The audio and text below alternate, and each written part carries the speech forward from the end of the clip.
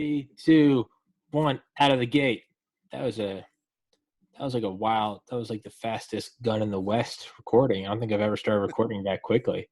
That might be a new record. Fucking recording, but yeah.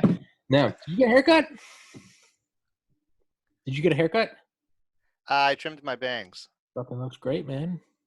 Well, thanks. Yeah, you know what I do is when they start to get in my eyes, I stand in front of the mirror with it wet after I bathe, and I take a pair of scissors and I do that because I've been doing that for most of my life. So I've saved a shitload of money on barbers. Yeah, I mean, as long as you can fucking see, I don't know why it matters, right? My mom. Yeah, well, the thing is, it doesn't matter. It doesn't matter what anyone does with my hair because I've got a cowlick up in the front. And I used to get normal haircuts when I was a kid, a teenager, and when I first started college. But no matter what they would do, it would look great when I left the barbershop. And then when I got up the next morning, it would just be like nuclear disaster. Yeah. And you got to embrace it. So I just was like, fuck it. I just. Yeah, I had my mom cut my hair today because I was starting to look like I had fucking horns coming out the back because my hair is growing. I was like, I just look dumber and dumber. And normally I wouldn't give a shit, but I was like, because it's not like anyone sees me, and it's like, well, I am doing a podcast now, and I kind of look like I definitely look like a guy that's about ready to bring a 12 gauge into an office park. And but hey, wave to the NSA, I guess. That's gotta be a record too, right? First 90 seconds, wave to the NSA. Haven't had one of those in a while, but yeah, just wave to the boys. I know they're watching. I know I've got more subscribers than I think. I know they're watching. Shout out to everybody at Langley, or no, not Langley, Fort Meade.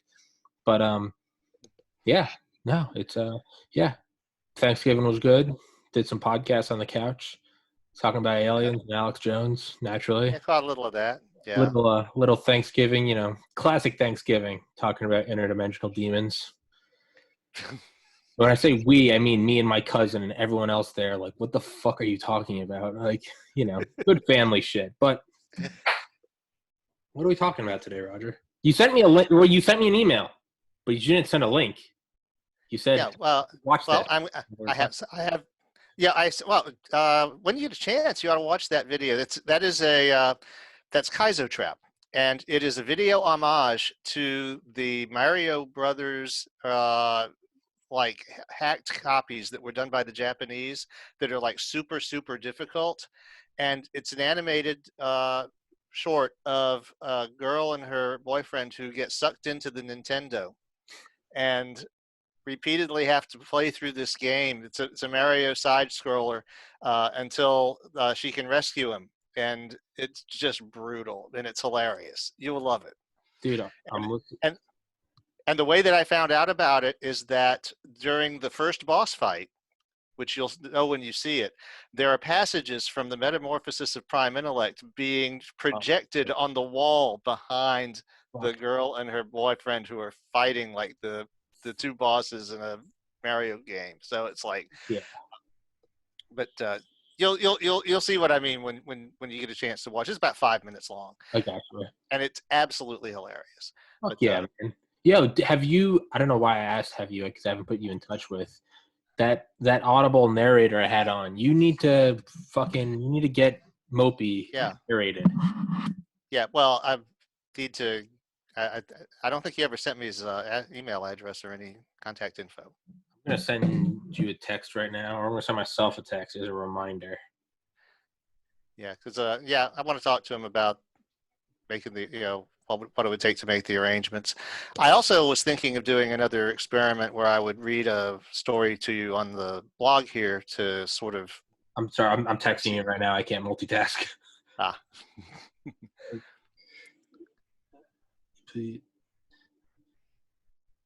Oh, that is not Roger.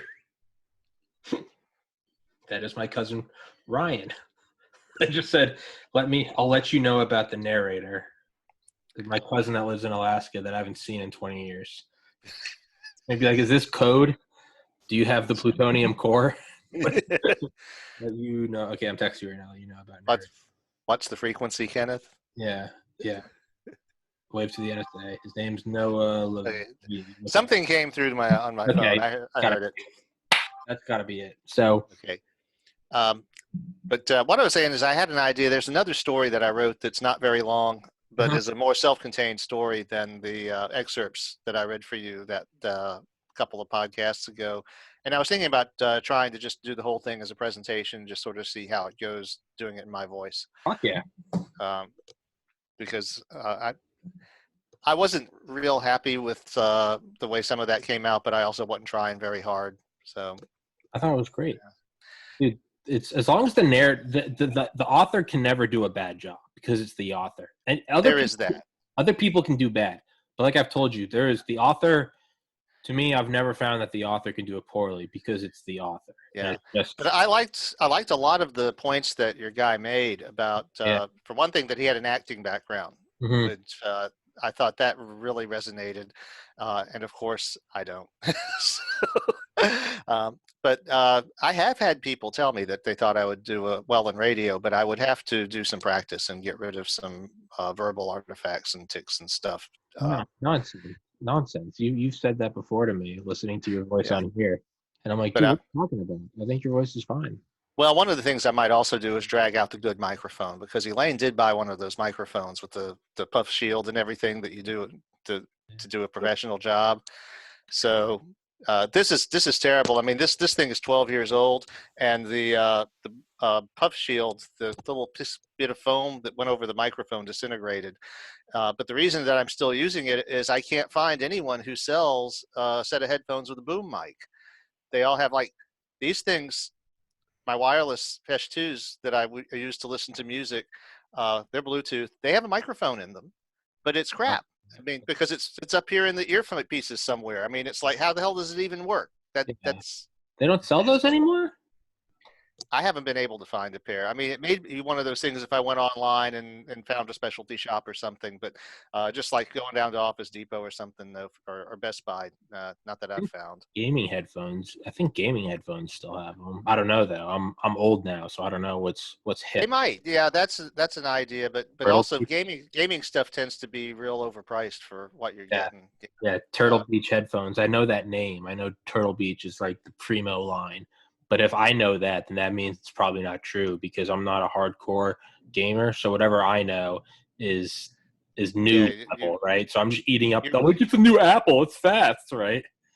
Yeah, you've been advertised. Yeah, I've been fucked. I've bent over and I've taken the long dick of capitalism like a good boy. Well, and now you get ads for Grand Marnier all the time. Grand Marnier, I've been sending you those, dude. I fucking get stop now. That's hilarious. It's nonstop. But none of the other ads have continued. I haven't worked at the liquor store in over a month now. I don't get any of the other ads. I don't get any more Grey Goose ads. I don't get any more Dogfish Head ads. But the Grand Marnier, that suggests that they're scanning the photos with the AI probably when they're uploaded into the cloud. Now that you're not uploading them anymore, even though they're stored, they're probably not getting scanned. But why does the Grand Marnier keep coming through? Probably the advertising strategy of the company. Because what I suspect they're doing is they're using an algorithm to see, they've probably got a bunch of companies signed up to see if their logos occur in these photos they're not supposed to be scanning. and then they probably each have their own little arrangement with how much they pay and how many impressions they do and stuff like that. So but I mean, actually, I've told a few people about that, and I actually like Grand Marnier. It's a dessert liqueur. It's something that you would have like a big snifter with a shot or two in the bottom, so that you get the aroma and all. And it's an orange liqueur, so it's made from oranges. And it's very sweet and not, it's like maybe 40 proof. It's related to like amaretto and frangelica and things like that. But and they're also used in cocktails where you would want a bit of sweetness or a bit of flavor. But it's not a cheap liqueur. It's probably, I want to say it costs about as much, maybe a little more than Jack Daniel's by the fifth. I've never had it, but what I always liked about it is stocking it. It sounds retarded, but like the glass on the bottles was different. And remember, this is from an expert liquor store stocker, right? So I touched a lot of bottles, right? I probably spread COVID to more people than anyone else on the Eastern Seaboard, right? Because I was just grabbing bottles, putting them up. How many people are drinking those, taking those little shots? I probably gave COVID to, who knows? I probably am responsible for all of the deaths in You're a America. one-man pandemic guy. I am a one-man, blue eyes, pale skin, fuck it. Ich kann einschuden müssen rotten. But yeah. But I got a funny story about those dessert liqueurs. Oh, but Out the glass. The glass. Yes, the glass. There was something about the glass that if you bumped those bottles together, even lightly, there was just like a satisfying thud. It wasn't like a clink. It wasn't clink. Even the big Jack Daniels, like the 1.75s, those were still heavy, but like they still had that clink, clink, clink. The Grand Marnier, something about them is just they had a satisfying just. Yeah, those bottles are thick. Yeah, you'll see some of the fanciest bottles that you'll see on a normal liquor store shelf are for things like dessert liqueurs and all, because they're trying to differentiate themselves. Yeah, you see like Frangelica has the long, tall bottle, and and you see some of them are real thick like that. Some of the tequilas also have real fancy glassware. Michael Jordan's, yeah. But anyway, about 20 years ago, our Jackson, Mississippi branch manager took me and one of the other technicians to dinner at the really nice restaurant. Now in Jackson, Mississippi, this is like, where all of the like state politicos hang out, because he liked to schmooze these guys. And it was a very decent steakhouse. I mean, even though it's, it's in Jackson, Mississippi. But the thing is, they have full bar. And for dessert, I ordered myself an amaretto because David was paying for it. Sure. And David and Kevin are these people. It's like, to them, the height of elegance in drinking is to order a Crown. Okay. That is like there's Rot Gut and there's Crown. Yeah. Those are the two brands of liquors that they know about. Yeah. And so they're looking at me, sip this, amaretto, and then they're like, "What is that?" And I was like, "You guys have never had this?" It's like, I tell you. So I called the waiter over and I said, "Tell you what, get him an amaretto and get him a Grand Marnier, just to show what they are." These two guys accused me of trying to poison them. Really? They're like, I mean, no adventure. They took one sip and went, "Oh my God!" It's like, dude, it's like a freaking candy bar with alcohol in it. What are you? What is I don't think I've ever had a liqueur. I'm trying to think. They're very sweet. Okay. And they're not as alcoholic as a bourbon. Most of them are about maybe 40 proof. So they're more alcoholic than wine. They do have they are distilled, but they also have a lot of sugar left in them and a lot of flavor things from whatever was fermented to make them in the first place. So they're very similar to brandy. In fact, brandy is might be considered a liqueur made of grapes, as opposed to wine, which is just fermented drink. And a lot of the recipes are secret. Like the recipe for amaretto is like 400 years old, and it's this big secret. Amaretto is made of almonds, by the way, I think. Yeah. So they all have their special ingredient and their recipe, and some of them are combinations. They're really the two ways that you would have them would be to sip like as a dessert, and you wouldn't sit there drinking it all night. For one thing, it would be 1,000 calories if you did that, because there's a lot of sugar left in them. Yeah. And the other thing you would do with them is use them as an ingredient in the cocktail, where you would have a bunch of other stuff in there, and that's your flavoring element for some of the specialty stuff. They're kind of an acquired thing. My wife is a big fan of them. In fact, a lot of times that's what I'll get her for, because we've got everything else. We don't have room for shit. So we get each other alcohol for our birthdays and Christmas, and so I'll get her a bottle of Frangelica or something. And, but it was just funny because you got these two guys who are much more redneck than they realize, and their response to being introduced to a new form of liquor that they had never experienced before was, "This is awful, man! You're trying to poison this. It's like, it's full of sugar. It's like it's a dessert with alcohol in it." So I ended up drinking their aperitifs too. Fuck yeah! I always loved in Valdosta when they'd really treat themselves. They'd go for Bud Heavy instead of Natty Light or whatever the fuck it was. Tonight's a special occasion. I was like, Yeah, oh, right. oh, Well, you gonna go meet her parents first? Like I got the Budweiser. I got the Camel hundreds. And it's like, well, man, you know, it's like, yeah, who's the man, lucky lady? I ordered her a Crown, man. That shit comes in a bag. You know it's classy. Yeah, I would wear a crown thing as my mask when I worked at the liquor store. I'm not kidding. My mom sewed it Oh, together. I've seen that. Yeah. And Yeah. I would wear that, and people would be, I don't know, they'd be like, "Is that a real crown?" I'd be like, "Yeah, it's a crown mask." They'd be like, "Wow." I'd be like, "It comes with every bottle." And they'd be like, "No shit." And I'd just be like, "It's just a Oh, yeah. crown You bottle." find someone who drinks a lot of Crown, and it's like they have everything known to man been made out of those things. My entire family in New England, Crown is that is the currency up there. I'm not kidding you. We have a quilt at our lake house. Roger, I am not exaggerating when I say it's probably 4 feet tall, and I'm not no bullshit, 9 feet long. All Crown bags. I mean, this thing's got to be over 100 bags of Crown. It's insane. I'm not like that. It is insane. It is, yeah. But point being, like, there was no point. So anyway, yeah. Grandma, That, all hail big data. yeah, that was a nice little aside. Okay, so what I had planned to talk about today is something that should be really simple: measuring length. Nothing fancy like weight, where you've got this kind of mystery behind it, and the scale is kind of like the revealer of truth. No. How long is something? Right. How hard? Okay. How you? But more, I'm going to be talking about how to mess that up. Okay. And I'm already thinking of like problems. Yeah, right. Because weight wouldn't be mass, obviously. So even on a planet, you could say that the gravity's not all the same. But length. how do you mess that up? How do you Well, fix that up? Yeah. all right. So, in fact, the first thing that I'm going to show you is something I don't have to show you, because I was going to show you a cheap plastic ruler, and I realized gathering stuff up for this that I don't have any more of them, because the last one finally broke and I never replaced it because they're so crap.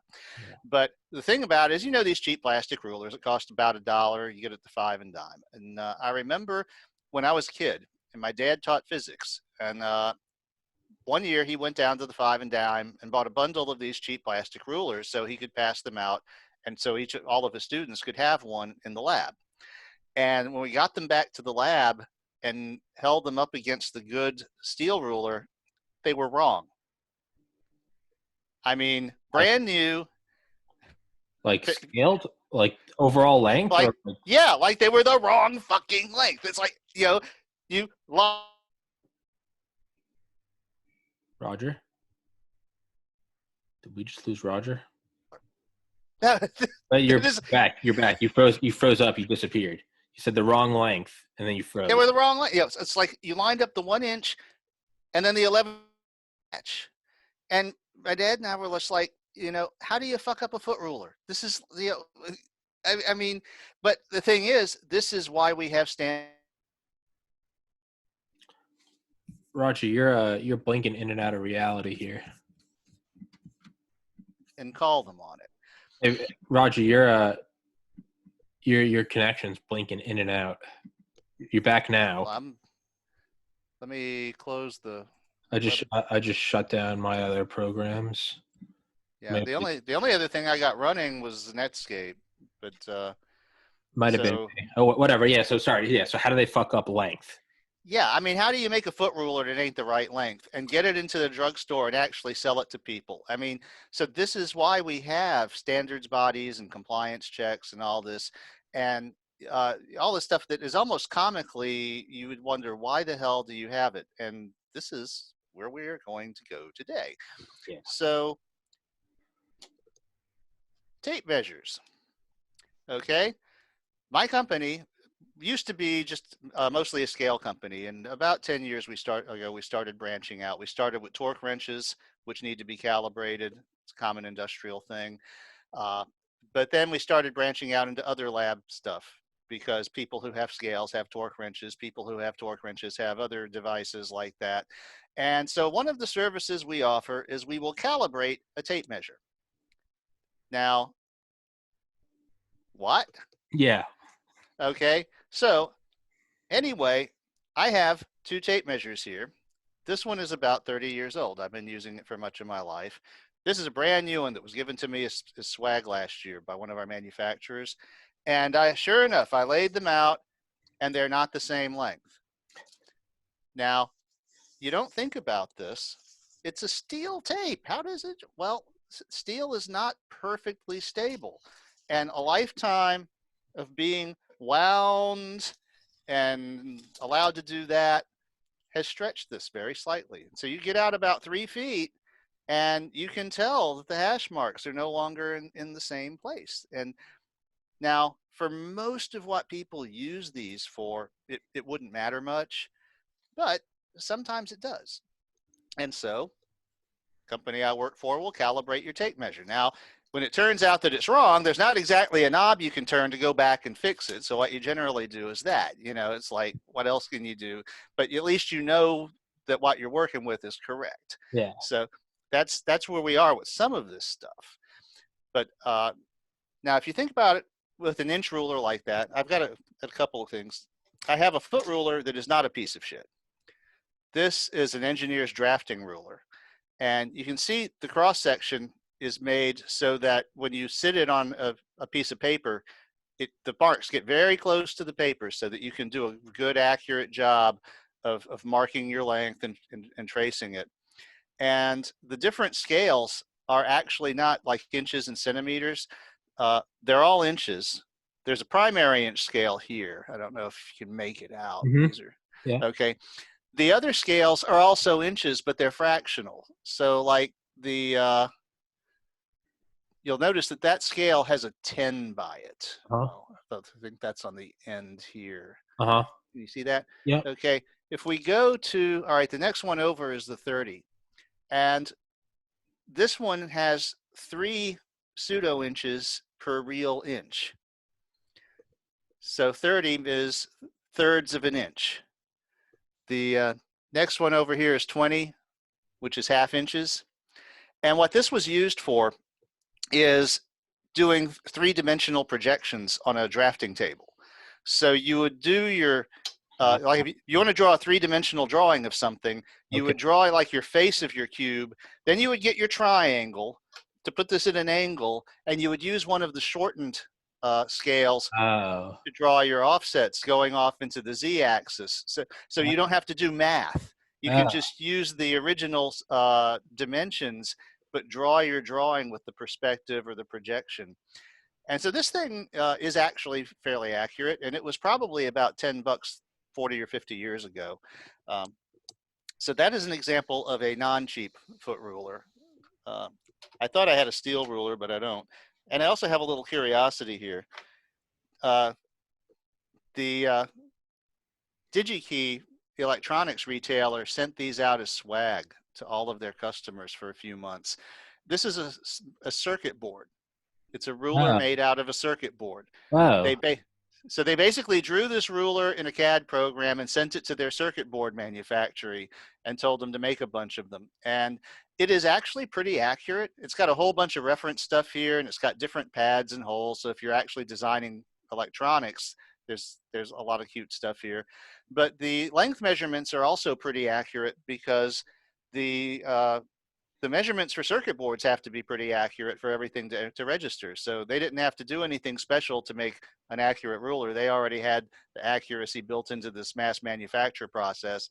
And they were just like, yeah, let's make a buttload of rulers and send them to all of our engineer nerd friends. So now the thing about foot rulers and tape measures and stuff like that is that you're dependent on your visual acuity and the size of the marks to get your accuracy. And if you think you're doing better than a 32nd of an inch, then you're fooling yourself, because you're not going to be able to mark things that accurately. You're not going to be able to set things. So that's about the limit. Even with the reading glasses and all, it's really more for 1/16 of an inch and things like that. When you get down to needing a little more, this is a dial gauge. And this guarantees 1/100th of an inch. Fuck. And as you can maybe see here, I can't tell because I'm looking at a thumbnail of myself. Yeah. But if you can see the dial twirling around in there, That gives your hundredths of an inch as you slide Roger, this. I can help you see you better. On the top right hand, you should see a little, like it says gallery view. You see that if you're on Zoom? View, Yeah, gallery view. click on that. Okay. Oh, yes. Yeah, I didn't figure that out until 200 episodes in. Yeah.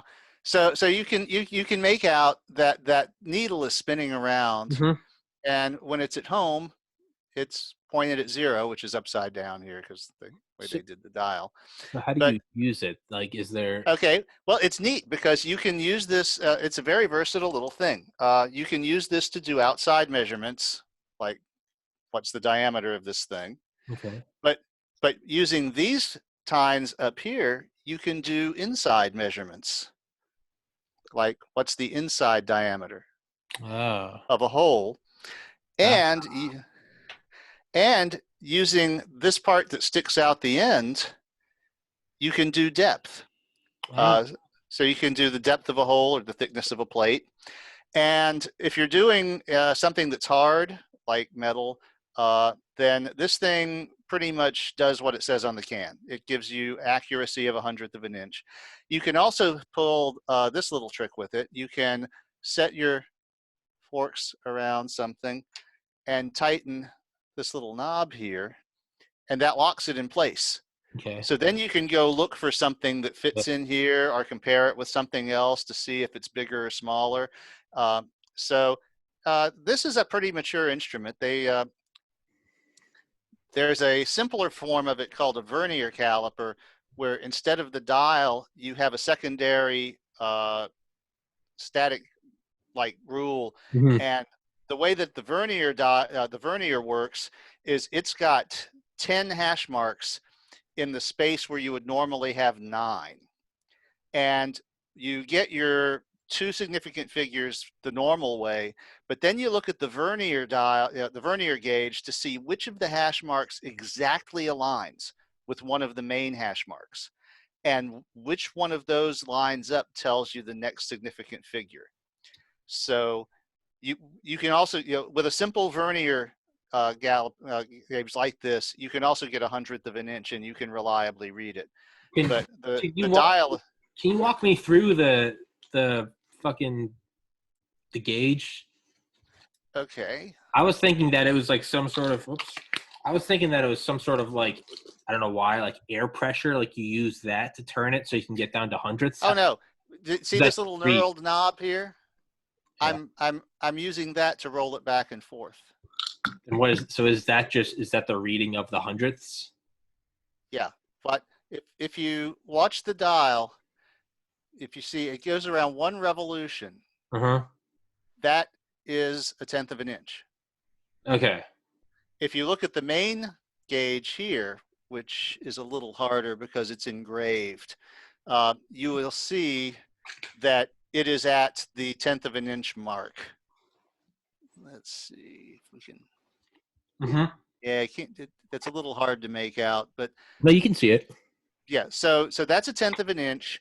Plus, then you add whatever's on the dial, and you have wherever you are to 100th of an inch. So this will measure up to 6 inches to an accuracy of 100th of an inch, and very easily, which is good for someone with poor eyesight, like older people like me. Yeah. And this is fairly reliable. You do not have to worry about treating it carefully. You don't have to worry about environmental things.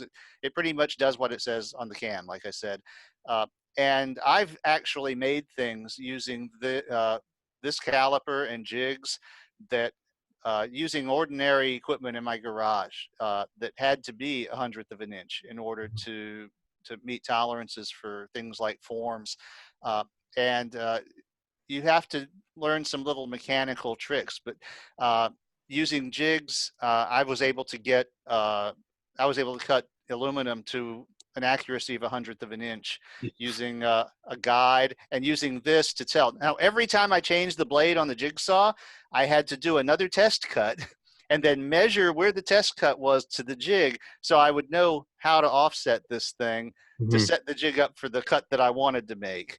But if those are machinist tricks that when you read about the difference between a skilled machinist and an amateur machinist, or someone who's just getting started, it's things like that. Yeah. It's knowing the limits of the things and how to like work past them. But this mechanism, these three mechanisms here are a basic thing you see in a lot of more sophisticated instruments as well. You're doing inside, outside, and depth measurement, and it's all with the same mechanism. So it's very economical. And you can pick one of these up for about $20, $30 at Really? Harbor. I got this one from Harbor Freight. Now they make bigger ones. I have a 12-inch rule, a 12-inch gauge. It's just looks just like this, but it's longer. And because it's longer, it has to be heavier per unit inch too, because it has to be more rigid. And it's electronic. Instead of the dial, it's got a little electronic module here Yeah. with a display, which is cool, or at least it was cool until it broke. I was about to say, I feel like you would want the dial, right? That's something Yeah, yeah. I'm old school because the dial doesn't need batteries, and I've had two of those electronic ones. They're about $50 because they're physically larger. You know, they're 12-inch gauges instead of 6-inch. But the one that I bought for myself, I can still like clamp this around something and lock it in place and use it as a reference guide and stuff, but it doesn't accurately measure length anymore because the module stopped working, and I replaced. It was like the NORAD hard drive vault. Yeah. I realized one day it wasn't opening. It's because it's an electronic lock, and I was like, well, we have come to quite the crossroads here because I've got the thing that cannot be broken into, and I was like, fuck. So I had that exact problem. I bought my wife a little house safe so that she wouldn't have to go up into the attic to store shit, store shit and all. And I told her there's a brass key that's the override. Don't lose it. Yeah.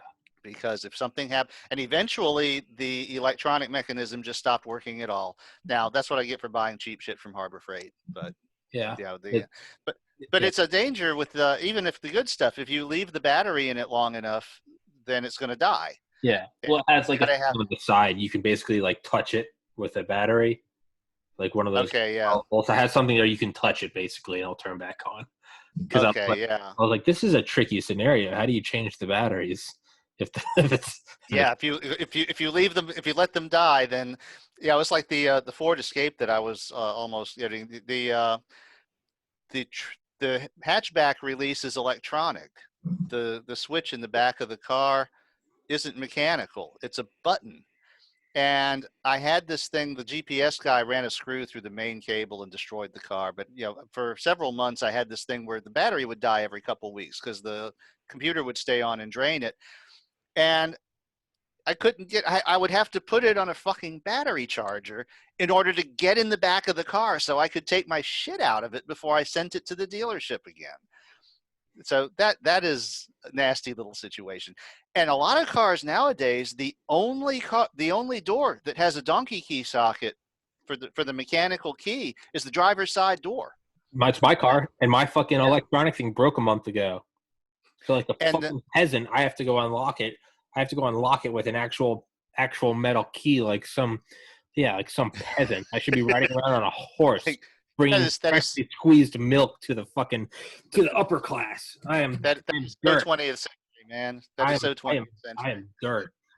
A side tangent on the note of this thing locking up, which I figured out pretty easily how to change. I picked up some more hard drives. Black Friday.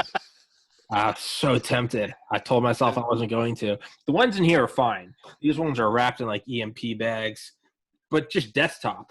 Just some big old fucking 10 terabyte, 16 terabyte. I may or may not have picked up some on Black Friday for like 75% off on Amazon. I got a 10 terabyte, and then I picked up a 16 terabyte, and then I may or may not have picked up two 12 terabytes. So, because I wanted 5 total, so that now these ones on the desktop, they will now be my Pentagon, and I can have A-ring through E-ring, just like the Pentagon. So I have A-ring, I have Pentagon, A-ring, like a sane person, right? Now I can have a Pentagon on my desk. It's gonna look like a Okay. pentagram calling it. But yeah, we're getting way off. But yeah, So so anyway, but for that so gauge, that that gauge. So my yeah, first thought was yeah. like that was a way. I figured it was like some sort of like that dial on the top. I thought you could spin that, and then like that's how No, you can measure a this is thousandth of an inch. this knurled knob here is what you use to like slowly Yeah, move it back and forth, so you have control over it. sure. And Okay. there is a rack and pinion built into this thing, just like the one that steers your car. Yeah. And that's what makes the dial go around. Yeah. So there's a linear gear, and we will calibrate these for you too. Yeah. Although, just like with everything else, calibrating means basically, well, it ain't right. Well, yeah, ain't working. What do I do with it? Yeah, I don't know. there is a zero adjust. It can get off there, and this knob here on the dial Yeah. is what sets the 0 point for it, Okay. because it can get a little sloppy. But the thing about it is this is metal to metal, so for the most part, you don't have to worry too much about these things flexing, as long as you don't, well, abuse it. Then you'll get fairly consistent results with this thing. If you measure the same thing 4 times, you'll get the same reading. Uh, Hot days, cold days, Yeah. dirt on it, whatever. And 100th of an inch allows you to do some pretty slick things in the home shop. Uh, I was doing papercrete molds that were accurate enough that only the water would come out when I compressed them, and the Jeez. paper would stay inside. Jeez. So yeah, so it's you know it, it's the next level if you need a more accurate measurement. But I'm just getting started. Yeah, I was about to say, can you get into thousandths? Yes. Now, if you want to get into thousandths, you Read, need you read my mind. these.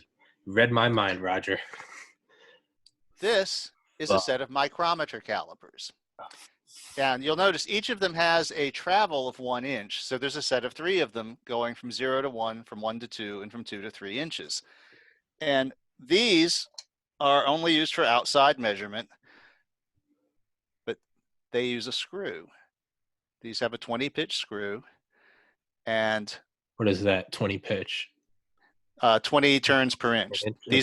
These are English units. So this is an inch caliper, Turns per inch. and yeah, and so you basically, first of all, you pick the right one for the thing you want to measure. That one's too big.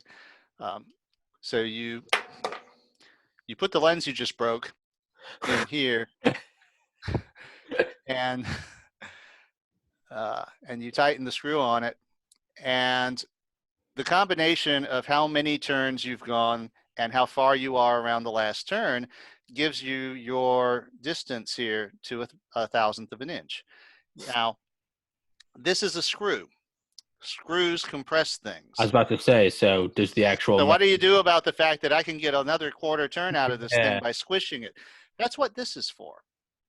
This is a friction clutch, and it's there to make sure you always put the same amount of torque on the screw, so that you're always pressing the same amount before you stop, so that you get consistent readings. that's yeah, I was gonna say like whenever I get super serious about dieting in college, trying to get like 10 abs, sometimes when I was really hungry and I'd measure out a bowl of cereal, I would just take my knuckles and I would crunch it all and I'd put it in like another cup.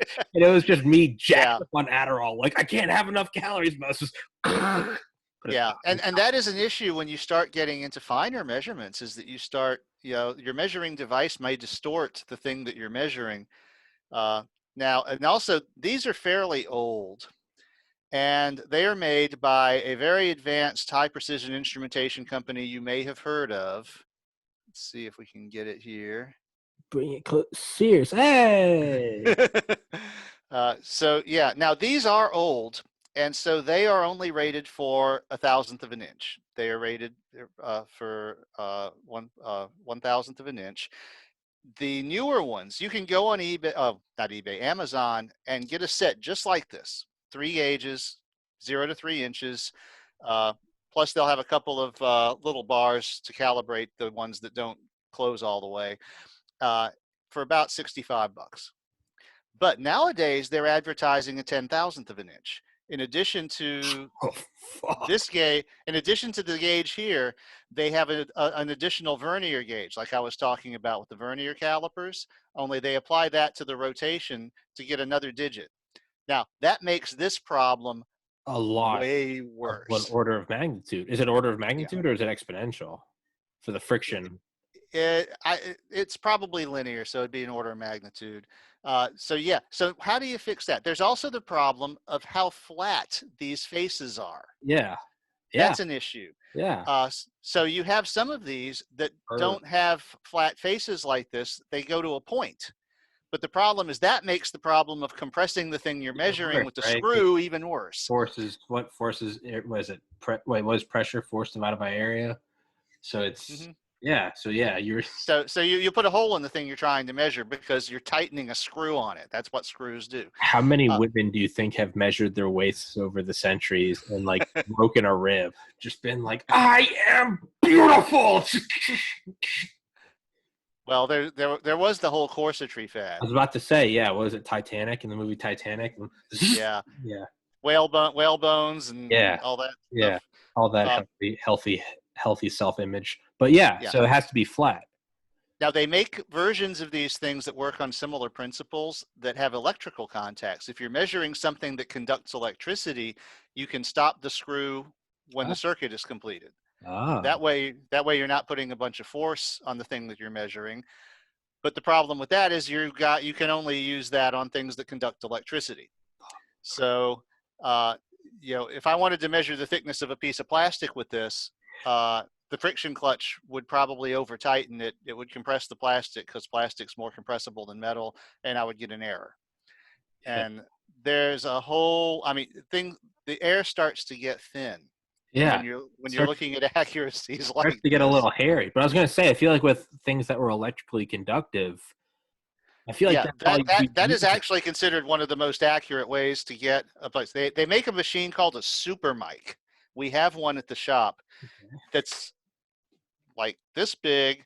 It's got instead of this armature, it's got a great big a steel bar about this big with a pinion on it, with a rack and a screw pinion. It's really complicated, but it can be used with the electrical conductivity method, and it can measure longer things. But the problem is that we don't have very good temperature control in our shop, and it's like that starts to matter. It starts to matter because you're measuring something that's a foot long that's made of metal, and you're measuring it to a 10,000th of an inch, then it's not the same length at 77 degrees that it is at 68. And it's measurably not the same length. Fuck. And the whole machine has the same problem. Fuck. So wait, can the machine expand? Yeah. The machine itself expands and contracts because it's all based on this big steel bar. Oh no. And a 4 foot long steel bar is not the same length when you're measuring a 10,000th of an inch. A 10-degree Fahrenheit change in the temperature changes that sucker very noticeably. This is like the gods smashing us down from the Tower of Babel. The gods are like, you are getting too close to the source code. Oh, I haven't gotten to the best stuff yet. Oh, I know, because we are humans and we are arrogant. But well, the thing is, when you start looking at stuff like this, you eventually realize the whole world is made of rubber.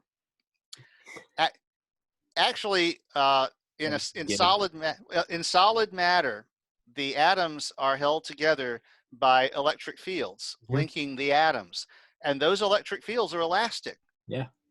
They change length when they're put under pressure. They change length when they are the temperature changes.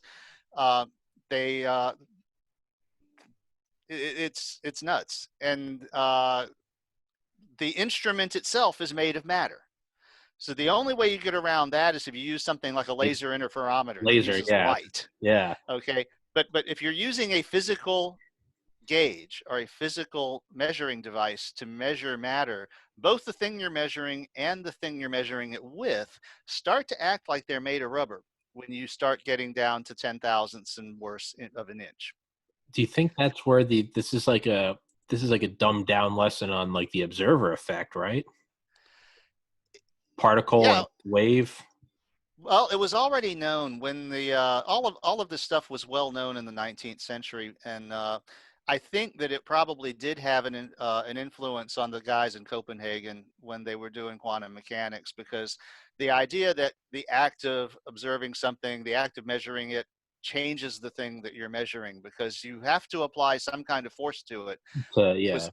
was already a physical problem in the lab, and saying that this is a fundamental problem with the universe in as a whole isn't that much of a stretch from dealing with all these problems that occur just when you're trying to make oh, how about two metal surfaces that slide against one another and make a gas tight seal, like in an engine.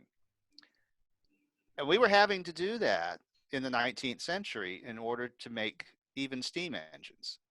Otherwise, you're losing power and it's leaking all over the place. In fact, early steam engines were low power and leaked all over the place because they had poor seals. That was one of the first problems that they started to solve in the early 19th century, was how to seal the piston up with piston rings and stuff like that Wait, to they don't use not like lose gas. I thought they used like rubber or like a fluid. That's metal on metal? Yeah, well, they lubricate it with oil, but Yeah, yeah, yeah. it's rubber and all wouldn't last too long in an internal combustion engine. Damn, this It's whenever I metal have you against whenever it's I metal have you against metal, and the tolerances are like worse than a 10,000th of an inch. whenever I have you on, Roger, my view of the universe always gets you always take the rug out from under it. I come away dumber but smarter after talking to you. Well, it's one of those things. I mean, there's actually a lot of people who are in amateur land who do know a lot about things like that, because there's a lot of people who work on their engines. They know the physical principles involved. There are techniques that are not particularly high tech that you can use to make metal things fit together very closely without necessarily making them accurate. You're just making them accurate with respect to one another. And this is one of the things about early firearms. You've heard, I know, that early guns didn't have interchangeable parts. Yeah. And the reason for that is that the gunsmith was a skilled guy who would take every gun and form the parts by honing them against one another with patterns of motion that they knew would grind them into compatible shapes so that they would move properly against one another. And learning those motions and the abrasives to use and the steps of abrasive, because you start with coarse abrasives and then you move to finer ones until you're doing a polish, and getting those parts to fit together correctly was an art. I mean, it was something that you would learn as an apprentice, and in a lot of cases there were secrets Yeah. that that would be maintained by the guilds and all. But the thing is, you might make 3 guns and you might get all of them to function by getting all of their parts honed and shaped so that they would move properly and make the mechanical action. But if you take a part from this one and put it on that one, they're not going to fit. No bueno. So this was the soul of the American method of manufacture, was instead of forming things against each other like that. Well, it's like if you make a home telescope, if you make a telescope by grinding your own telescope mirror, that is a very low-tech thing, really. You can do it in your backyard, and you're just meshing one piece of glass against another, and there's certain motions that you make and pressures that you do, and then you do tests. Nowadays, you can get a laser, but back in the day, you would put chemicals in an alcohol flame in order to get monochromatic light to do an interference test. And you'd see, okay, this part's a little high, this part's a little low, so we're going to grind it a little different. And you could get a good parabolic curve, but you didn't have a lot of control over the exact focal length you were going to get. So you might get, if you made 2 telescopes using the exact same technique, they might both function perfectly, but one might have an inch longer focal length than the other. And if you tried to use them to make a binocular, it's all going to be out of whack. So in industry, you can't do that. In the early steam engines, they did that. That was how they made pistons fit tightly in cylinders, was they were individually honed. The problem with that is that when it breaks, which or if it's a gun, gets knocked about in the war because people are shooting at you and subjecting it to all kinds of stress, you can't just pop in another part and go shoot at stuff. You have to take it back to a gunsmith who can make a new pair of parts, a new set that fits together correctly. So the whole point of the American method of manufacture was that instead of making these things to each other using these artisan techniques, you were making them to standards. And they came up with what they called no-go gauges, which in the original days, those gauges were handmade by artisans in the plant machine shop. But what they were making was a gauge that you would use to see whether the part you had just made was the right size or not. So if it fit in this and it didn't go any further, then you would know it's in tolerance, and you can use that part in the next step. And there was a lot of variations on how stuff was done to make all of this practical, and to use it in more and more complex situations so that you could make more and more complicated machines. But a lot of the difference, cars go a lot further today with a lot less maintenance than they did in the 50s. Yeah. And one of the reasons for that is tighter tolerances. Everything is machined to tighter tolerances nowadays because all of those arts have advanced, and a cylinder that fits more closely will pass less oil. It'll hold the gases better.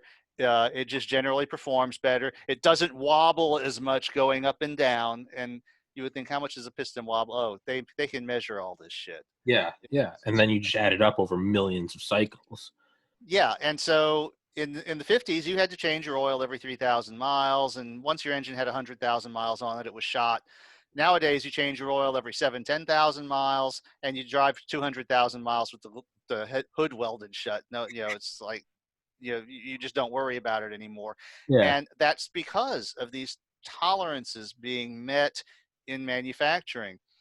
And that brings me Well, but I pause that. I was going to say, but that makes me think, because I was thinking about SR-71 pilots, like is it Brian Scholl? Fuck, I need to get that guy on this podcast. But that guy jet engines are like nothing else as far as precision. They have stupid, scary precision.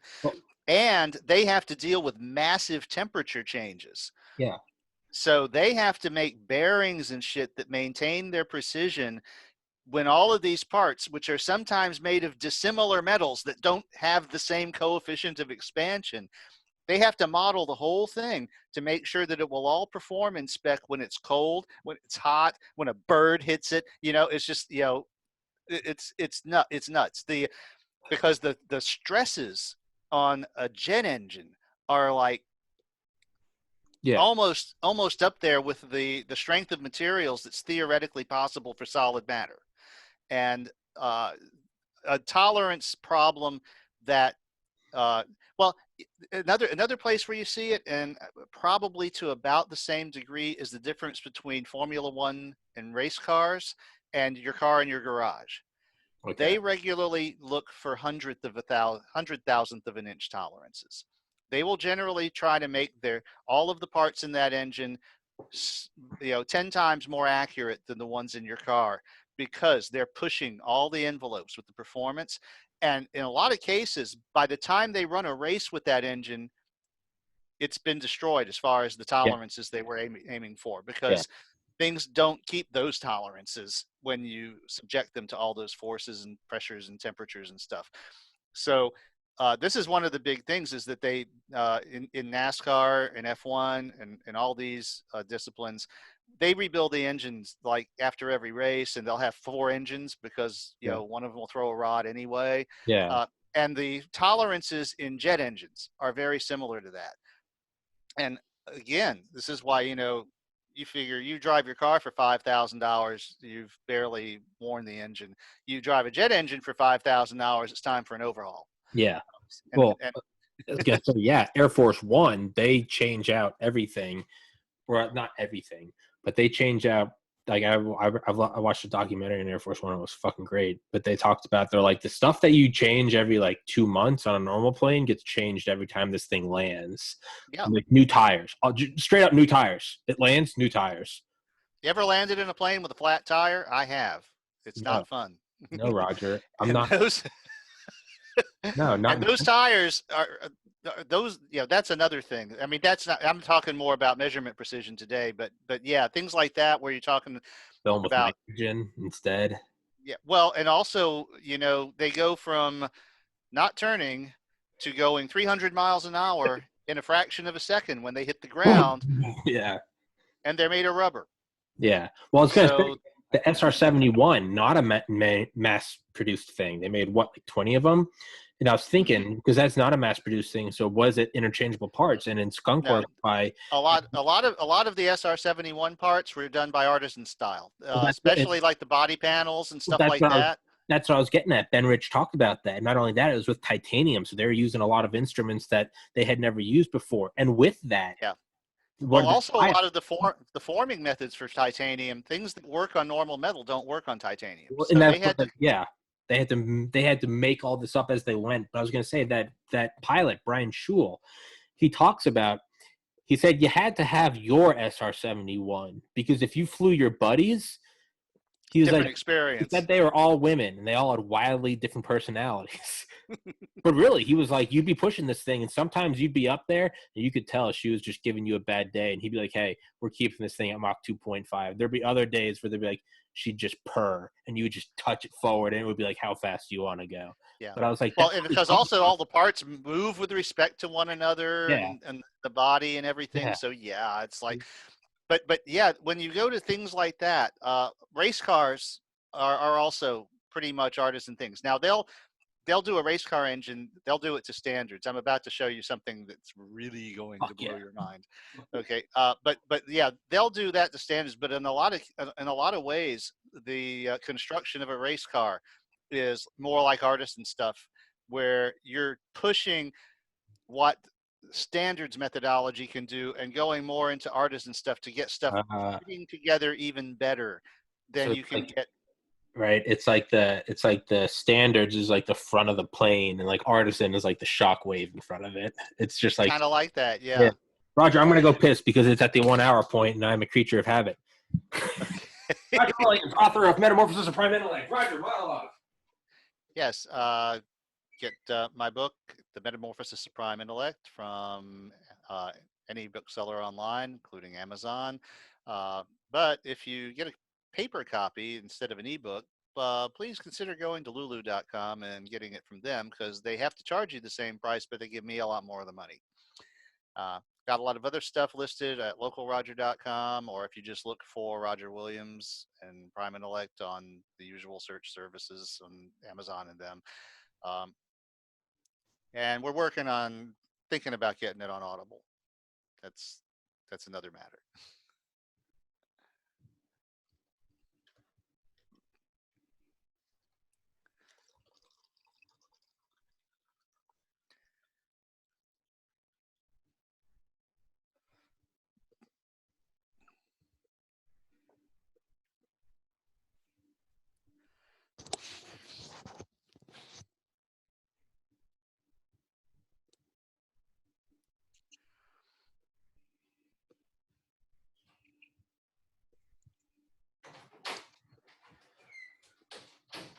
Retrieve my.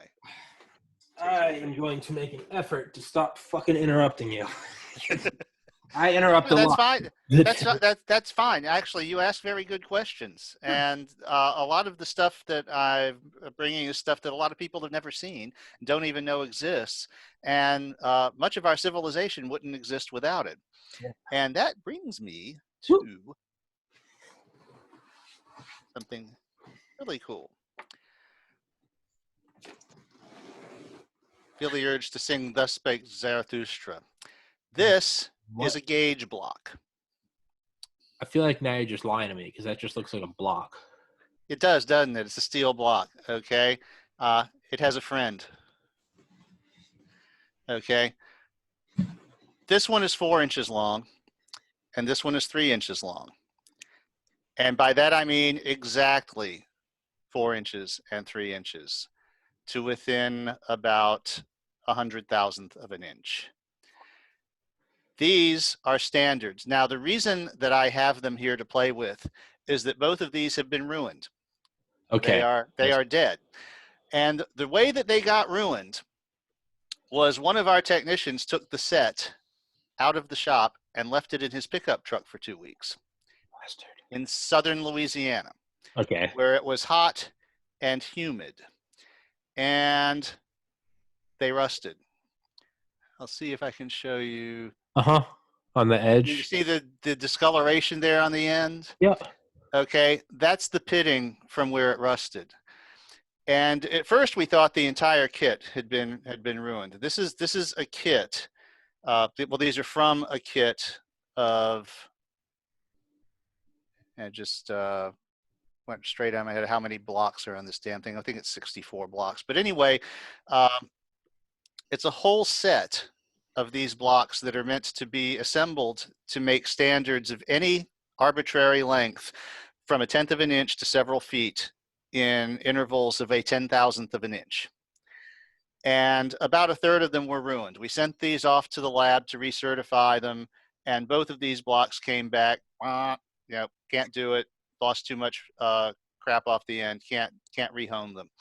So before they were fucked up, each of these blocks, these blocks are also, they're not just gauge. You can get a set of gauge blocks to use like in your shop manufacturing plant for mid-hundreds of dollars, like 200 to 700. Right? I could use those. Yeah. If they're still 4 and 3 inches. Like, yeah, well, you can use them for rough crap, but not what they were designed for. Which I'm getting to. Okay. So each of these blocks before it was destroyed was worth between $100 and $150. Okay. The set that they came out of cost $6,000. And now the ends of these things, now each of these still has one good end, fortunately. Mm-hmm. See, that one is shiny. Okay. Now the good ends, these things are very, very flat. They are flat to within 6 millionths of an inch. They are so flat that there is a stupid gauge block trick, which I will try to demonstrate for you. I'm not a gauge block guy, though, so we'll see if I can get this right. Almost. I'm trying to do this without dropping one of them on my computer. I think I can. What I'm trying to do here, there we go, is ring them together. They are so flat, they will stick. How's that? So what? Just gets rid of all the air or creates suction or? Funny you should ask that. Now, these don't stick very well because they've been messed up. So they make this cute little helper thing that once you ring them together, you can put this in place to hold them a little more strongly. And voila, 7-inch fucked up gauge block. How the ringing force works. Yeah. That's a very good question. Nobody knows. Why do these things stick together? It's not magnetism because you can ring blocks that are not made of steel. These are made of steel, but they make them out of ceramic materials. They make them out of silicon carbide. It's not air pressure because you can ring them in a vacuum. It does help to have a film between the two blocks, but you can ring blocks that are perfectly dry and get them to stick together. So it's suspected that it is an electronic type force of some kind. I was going to say, are you aware of hyperconjugation in organic chemistry? Hyperconjugation, it's like when every other main force has basically been like, that's no longer an issue. Like the only thing is like, it's like when it's kind of what you're saying, when everything else is measured, the only thing left to do is measure like friction. In hyperconjugation, if I remember, in like benzene rings, it's like when all the other like primary kind of movers and shakers of OChem are get rid of. It's like with billionaires. When Elon Musk and Bill Gates pit at each other, eventually it comes down to pennies. it's like the very slight force of like if you put a Yeah. benzene ring on like a planar scale. Up Well, and down. the thing is, we also know they're fairly consistent about the distance between these, and something I'm going to try to demonstrate here too is the ringing force is only in length. You can slide them and they stay rung. So it's not like an adhesive, which because they're stuck together, you wouldn't be able to slide them back and forth. You can slide these back and forth, and they still stick to one another. These are not cooperating because I think the ends were damaged a little. Gauge blocks that haven't been damaged can really support some stupidly high forces that way. Could that be used for construction in orbit? Roger. Did we lose Roger? Not really, because 7-inch. Roger's glitching in and out of reality. Roger, can you hear or see My me? internet connection is Yeah, I can. Mine's fine. Yeah, I have you. I got a little message that said my internet is unstable Yeah, it'll do that. from Zoom. Internet sucks. Okay, now you're digging a little bit. Now I am. Says your image is gone. Can you hear me? Haven't really had that much trouble. Maybe it's because it's Monday evening. Maybe. No, Yeah. yeah. Can you hear? There you are. There you are. Can you see me? Yeah, it must have been a temporary bandwidth suck because you just came back. It's like you faded out for a little, and then back to. For Gucci. Yeah. All right. Yeah. Sorry. So you're saying lengthwise. In order for something to a surface to be flat enough to ring and stable enough to ring, it's generally very massive. So it's not the sort of thing you would use in space. Okay. But because of the ringing, you can take these blocks in this kit, and if you decide you want a standard that is 6.1874 inches long, you can assemble the gauge blocks in a combination from this kit and make that standard. And then you can take that into your shop and copy it with standard machine shop techniques to make a permanent standard of that size. So this is what makes it possible for a company to decide they want a manufacturing partner that's halfway around the world. And they're going to make pistons for the internal combustion engine you're building in Detroit. And when those pistons arrive, they actually fit because they have a gauge block set. And these things are calibrated. In fact, the reason these gauge blocks were so expensive is these are special gauge blocks. These were not just the gauge blocks you would use in your shop that were good to like maybe 50 micro inches. These are good to like 10 micro inches. These are the gauge blocks that you use to check your other gauge blocks to see if they're any good. Who watches? At least if you haven't ruined. I said, who watches the Watchmen? Who gauges the gauge blocks?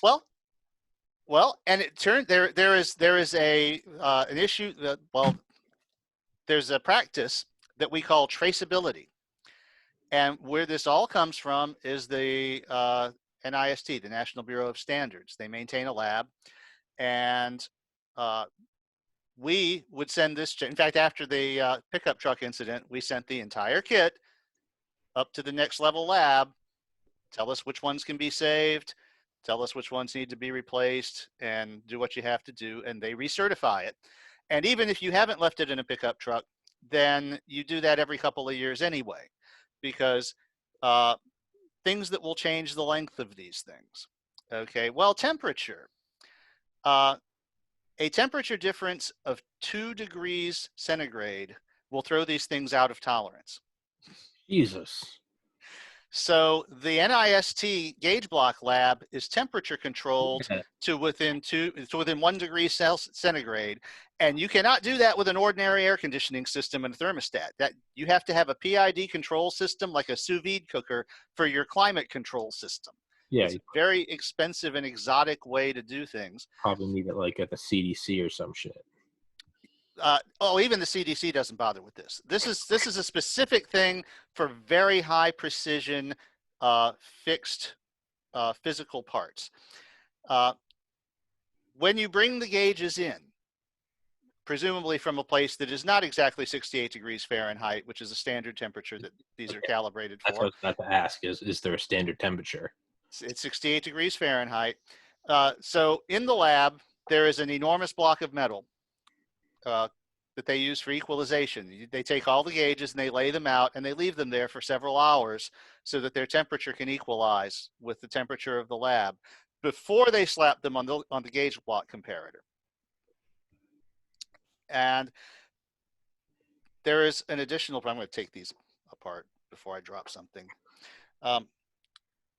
With the longer blocks, just handling this like this in the course of moving it around the lab and putting it on the comparator and doing it and ringing it and all, it will absorb enough heat from my hand from your hand to change its length. Fuck. And put it in error. The force of gravity, starting at about the length of this one, this is a 4-inch bar. They warn, if you have a vertically oriented gauge block comparator, when you sit the block up like this, the force of gravity is strong enough to compress it and take it out of tolerance. So you have to apply a corrective factor. Jeez. Now, this is a steel block. Jesus Christ.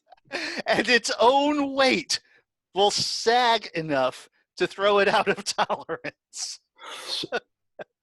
So is there a limit to, or is this a dimensional thing? Like, so you lay it on its side, it's fine. Is there a limit to how big they can get to where even laying horizontally, the weight will compress? Is there a way you can offset that? Well, there are corrective measures that you can take. There is a handbook. There is a handbook the NIST publishes about the care and feeding of your gauge blocks that describes all this stuff. It is 140 pages long. How to handle your block. Yes, how to use gauge blocks, 140 pages. Fuck. And now, one of the reasons they make blocks out of steel like these is that if the thing you're measuring is also made out of steel, it's a win, because whatever errors you have because of things like the temperature will affect what you're measuring as well, and they'll wash. But God forbid, not steel. They make gauge blocks out of other things. They make them out of ceramic. They make them out of silicon carbide because it's more durable, because it's very easy to damage these faces. You see how little damage was done here, and that has been considered to completely ruin this. They couldn't even downgrade them to make them like a B-grade gauge block that you would just use on the floor. They were ruined. They are no longer useful as gauge blocks. The main reason that they kept them around is they use them for lapping and a few things that a really flat surface is useful for. Okay. But like when I asked if you all had any of the gauge blocks that were ruined so I could do a little show and tell, they were like, oh yeah, no problem. Because most people have never seen one of these, have no idea what they're for, and our entire civilization is only possible because these things exist. They are a foundational thing. These were invented in 1896 by a Swede named Carl Edvard Johansson. And they revolutionized manufacturing because they made it possible. Once these things became popular, you didn't have to send a standard to your manufacturing partner anymore to make sure things would line up. All you had to send was drawings and numbers, and they could take their gauge block set, which is ultimately traceable to the same source as your gauge block set. It's like and their stuff would be the same size. It's like a weird kind of like encryption almost. Not or really. Like the opposite of encryption, because all it's right, like everything is public. Me, all right, never mind. This podcast is over. Fuck you, Roger. Oh yeah, but yeah, it's that same. We have the same. We're looking at the same. Yeah. Back in the good old days, everything came out of Paris, and these would ultimately all end up compared in some fashion or other to the standard meter. Yeah. Well, that was maintained in Paris. And ever since the 30s or 40s, I forget when they adopted the standard. Actually, it had to be later than that because they use laser light. But we now have a standard definition for the meter that's in wavelengths of laser light. And so anybody anywhere in the world can assemble a machine that will allow them to construct an accurate standard length standard. And So these no longer end up getting traced to something that had to be put on a boat and shipped across the Atlantic. Now they go to NIST most likely, who has one of the machines that can do the optical interferometry and make a master standard. That's But what I'm gonna ask is what happens if the master gets damaged. But I guess you just answered that question. yeah, and that's been a thing of what happens with the master, because these things change. If you do everything right, if you don't put it in a pickup truck, if you don't, if you don't screw around with it, if you don't actually use it and damage the ends, if you put it in a sealed box and exclude air so that it can't corrode, and you put it in a nice safe place in a refrigerator, in a few years it'll still change length.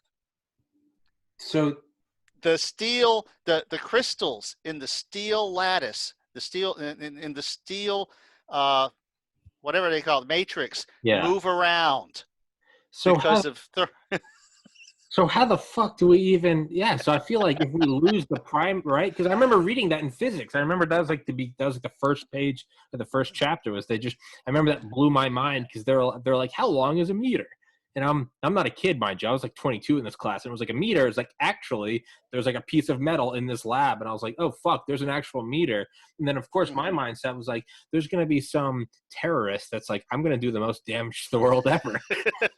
Fuck the well, Twin of course, Towers. I'm gonna go blow up that meter. if someone had blown up the standard meter back when we were still depending on it, there were several close copies kept by other major powers.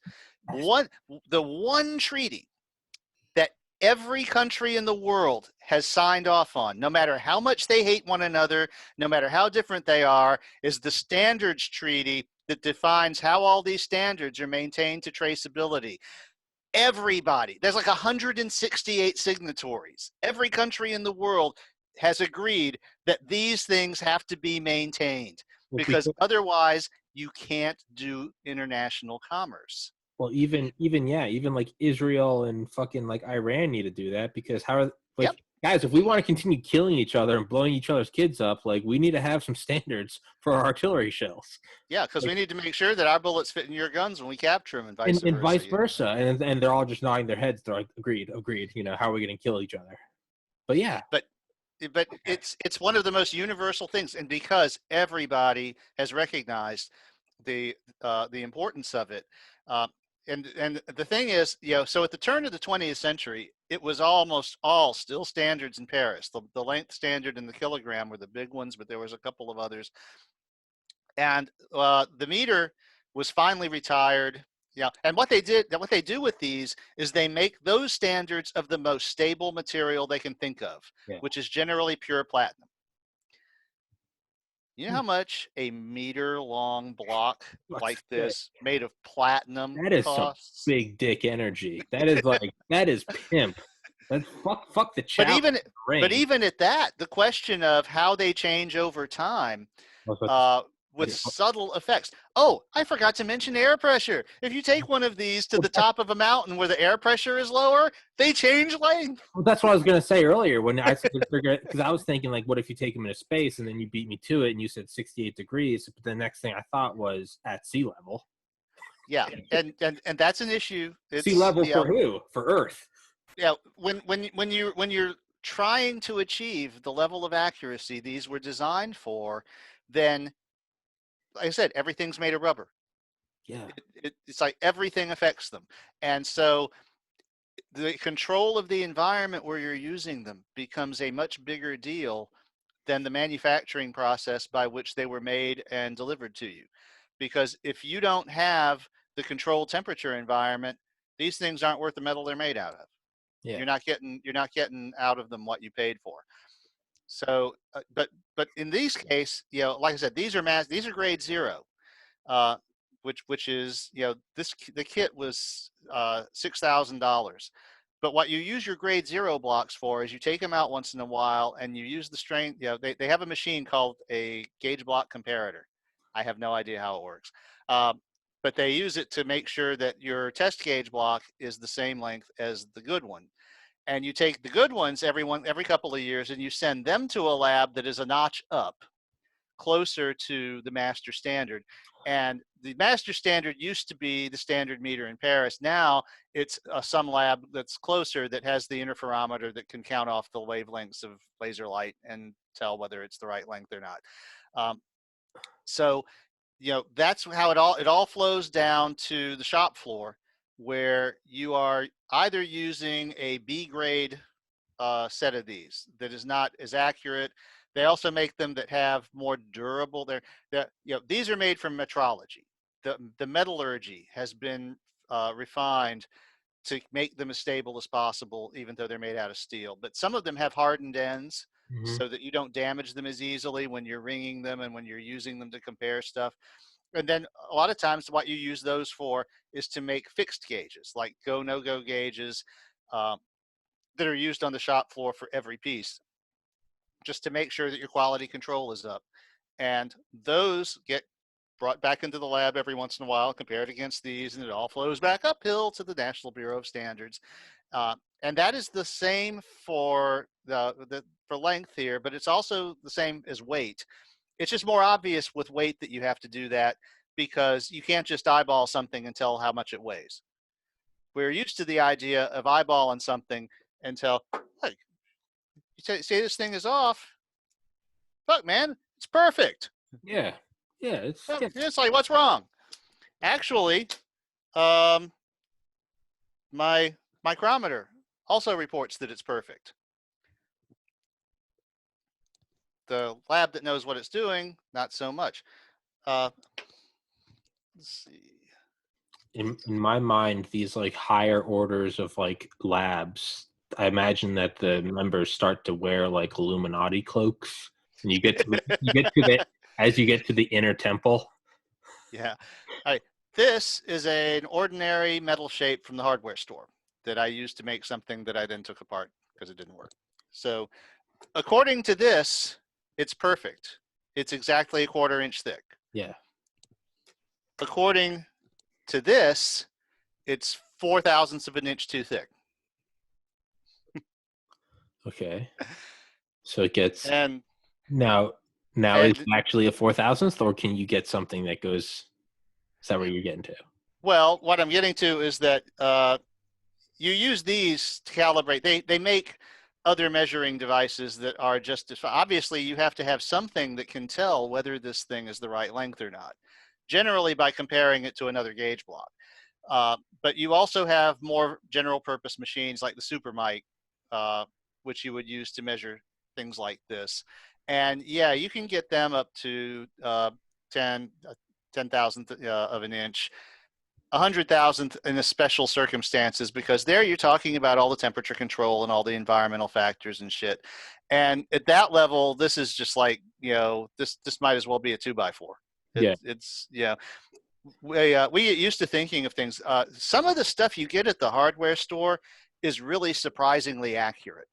If you buy a drill bit and drill a hole with it, with a drill press so that it's not wobbling and everything, that hole will generally be within 1,000th of an inch. Mm-hmm. They're super accurate. Now getting it where you want it is a different story. That's on you. But one of the things you can do to register stuff is you stack 2 pieces of metal on top of one another and drill a hole through them.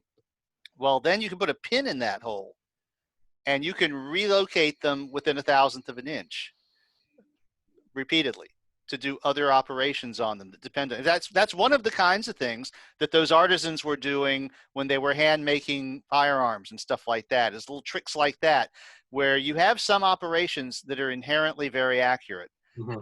Like drilling a hole. Drilling a hole has been pretty damn accurate since the beginning of the 19th century, maybe even a little earlier if you had the specialty stuff. But the fact that you can drill a hole and put a pin in it and have that little slot is something you can use, because you can use that to do other operations that make sure things are the same shape. Nothing is real.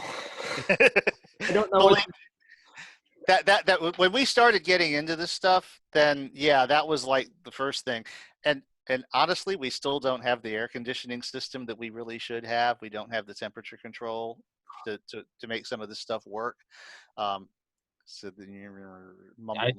I remember seeing one thing that said like they figured out the measurement. This might have been what you were saying, but in that physics book, it was like the measurement of a meter. They were like, yeah, now it's the distance that light travels like every 1,667 rotations of a fluoride atom. And I was like, who the Yeah, fuck even it's was like, hold on, I got an idea. it's actually a number of wavelengths of the laser light for the meter. Time is super accurately measured now because they're using atomic clocks, and they're literally measuring the number of times an individual atom vibrates. But even with like the standard blocks and shit, how do we not know that? Because right, if we know the universe is expanding, is everything expanding? But it's expanding are we expanding relative to, like, are the very things we're using to measure the things that we use to measure, are those changing? They could be. All we know is that We never these know. things stay consistent with respect to one another. If we follow the rules Okay. and we're careful, then these things fit together. So You know, we can make two gauge blocks on opposite sides in the world, starting with an optical interferometer that tells us, yep, this is intolerance. And when we meet up in St. Louis and compare them, then they'll be the same length to within our tolerances of 100,000. One basically 1 part in several 100,000 is what they aim for.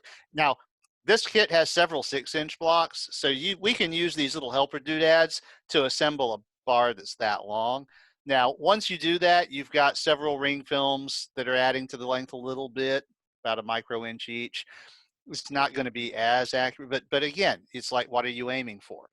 The convenience of these kits is that you can basically make a tool of any arbitrary length to whatever number of 10,000ths of an inch you want, yeah, pretty closely, well, and it will fit. Now, but again, it's not going to be exact. You're going to be within, maybe a few 100,000ths of an inch if you want, but you can get a better fit than that if you use those old techniques and hone things against one another to shape them to where they fit well, together, and not worry about the exact measurement as much as whether they've been formed to within match. what? Well, that's what I was gonna say. Is it seems like if the universe is expanding and maybe like the fucking coefficient of like Hawking decay is changing, how would we know? And as you said, it wouldn't matter because they all work within relative to each other. But isn't that a funny full circle? In a way, it doesn't matter Mm-hmm. because these are our Well, artisan pieces. yeah. These are our artisan pieces. Well, and there are several competing things too, which we know work in different ways that agree with one another. So that's a good thing, because we know that if we make these things, they're consistent to a certain extent, but also the mechanism by which laser light is made has nothing whatsoever to do with any of this matter shit. Okay. That is entirely a quantum electromagnetic phenomenon that's based on completely different physical principles. And the laser light method of measuring the blocks agrees with measuring the blocks against one another. The other thing that is striking is the mechanisms by which atomic spectra emerge. You get this Yeah. array of colors that each atom makes when it's excited, or that absorbs when shining through it. Those depend very sensitively on certain physical constants, what they call the magic numbers, things like Planck's constant. Hmm. There's a couple of constants that describe how easy it is to make an electric and a magnetic field. Yeah. Um, and if those numbers were different, even slightly, then those atomic spectra would look completely different. And what we know, this is how we know, when we look at the light from a quasar Hmm. 10 billion light years away, that space has the same properties that it does here, because those atomic spectra would look completely different if any of those constants were even slightly different. Yeah. So that gives us a pretty good idea that some of those physical constants are very stable and have been the same for a very long time. Now, they do suspect that, like in the early moments of the Big Bang, that Yeah. space itself may not have existed in the form that we think of it today, and so things may have been evolved, but eventually everything kind of froze out. Yeah. And since those early days, the universe has been extremely consistent. But then there is, why is it expanding? Why are all the galaxies flying apart from one another? And that is still a question that is not solidly answered. You ask 10 physicists what they think dark energy is, which is the catch-all name for whatever is making the universe fly apart, and Yeah. you will get 10 different answers. Nobody knows. Yeah. I mean, you'll get more agreement on dark matter, and that's nobody knows what it is. But as far as like, yeah, as if the whole universe was expanding to that, well, it would have to be doing it in a very precise way. Otherwise, a lot of stuff that works wouldn't work. Yeah. So that's where you get into some of the stuff that is really, they they recently did for mass, like last year, what they did for length back in the 50s or 60s, I guess it was, and came up with a standard that wasn't a block of metal in Paris. And I read the paper on what they did, and I have no fucking clue how it works. I mean, I was I cannot begin to tell you what they did. But they've somehow built an apparatus that can tell you how much your thing weighs, or how massive it is, based on some way that it affects fundamental constants of the universe. And it's a thing that you can duplicate without having to go back to Paris and measure the damn standard kilogram. So it's like that was the last one. Do you think maybe whoever made it up was just so smart that they knew no one was going to question them? So they're like, "Trust me, this is it." And everyone's like, "Fuck, I guess I'm too dumb to know." Well, I'm not in a position to say. Yeah. I do know a lot of smart people who are going, "Yay, we were trying." That I had read an article before they did it about some of the methods they were trying. I know one of the things they were pursuing was extremely perfect silicon spheres, because they could make an extremely pure silicon crystal, Yeah. and they could make an extremely accurate sphere and measure its diameter very accurately. Of course, temperature and all that shit, because gauge blocks, right? But using that, they could relate the number of atoms in that sphere to its weight when you weighed it. And that could have been a basis of a standard of mass that you could duplicate without having to go back to the original platinum block. Whatever they did is much more subtle than that, and I didn't understand at all. In fact, one of these days I need to ask my dad if he has any idea what they did. But the main point is that we did get away from being dependent on that block of metal, and that was a big deal, because yes, it was a big worry in a lot of circles how stable that block of metal is. I mean, there's a lot of research, and in fact, they're keeping the standard kilogram, because now that they don't need it as the standard anymore, they want to study it and see how it changes over time. Now that they don't need it now that they're not using it as the standard anymore, they can actually study it to see how stable it actually is. And it's like, oh man, this is, it gets weird. That's Now, what is the practical? And I know I'll probably have the answer shit on my face, because I would imagine as technology gets more and more advanced, we need these tolerances. But like, what is the purpose of getting within, like, man, earlier when you said that the edge of that block was within 6 millionths of an inch, I was gonna make a 2-in-1 joke about how it must have been designed by Nazis. 6 million, but then also because Nazis were so precise. But hey, but well, a lot of the early work in metrology was done by the Germans. That's you got to take the wins where you can take them, I guess. But yeah. Although it was a Swede who invented gauge blocks. Yeah. And in fact, an interesting little thing that I ran across was when he applied for a patent, Johansson couldn't get it at first because the government didn't understand what he had done, and he had to appeal his rejection, and in order to right, so the patent office didn't understand what he had invented. And this is like it is not really an exaggeration to say that these are one of the most important inventions in man's entire history, Yeah. because they have made a lot of modern technology possible. Without these, we would still be depending on physical transport of standards and artisans of high skill to make them. So you would have a staffing problem. Uh, you would not have a lot of economies of scale and efficiencies. These make it possible to quickly do things that would have been nearly impossible without them. Uh, like I said, you have an engineer makes a drawing, and there's a thing that's got to be accurate to a 10,000th of an inch, and it's got to be some arbitrary weird number.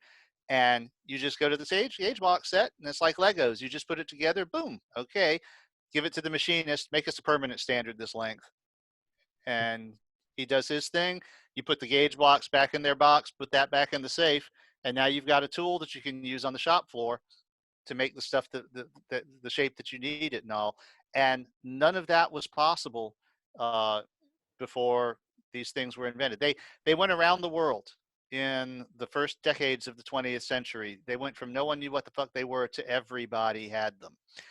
And an interesting thing, you may know that, or a lot of people don't know this, but the inch is officially defined as 25.4 millimeters. Exactly. The the inch is defined in terms of millimeters. Okay, without a bunch of decimal points out in the far end. It's just, the reason for that is the biggest company that was making gauge blocks. Originally, all the gauge blocks were metric because they started in Europe. Well, this company decided, because they wanted to market to Britain and the USA, to start making English imperial unit gauge blocks in inches. But the US and Britain had different standards for the inch. One of them was a little more than 25.4 millimeters, and one of them was a little less. And the difference was way out in the 5th decimal point. So this guy who ran this company said, fuck it, threw his hands in the air and said, we're just going to make it 25.4 millimeters. And all the other gauge block makers in the world decided to adopt the same standard so that their products would be compatible. And then in the early 30s, first Britain and then the United States relented and adopted the same standard themselves, because that's what everyone was using. Because ultimately you had to use gauge blocks to standardize things, and the gauge blocks were being made to that standard. And saying that your standard was off in the 5th decimal place because national pride or whatever wasn't going to fly. What the fuck? So it's So private industry for the win. right. It's like it gets to that point where you're just like, fuck it, this is what we're doing. It's like when you look at the border between Canada and the U.S. It's like they start on like the west, and they're like, they're just like, fuck it, just straight line. That's what it is.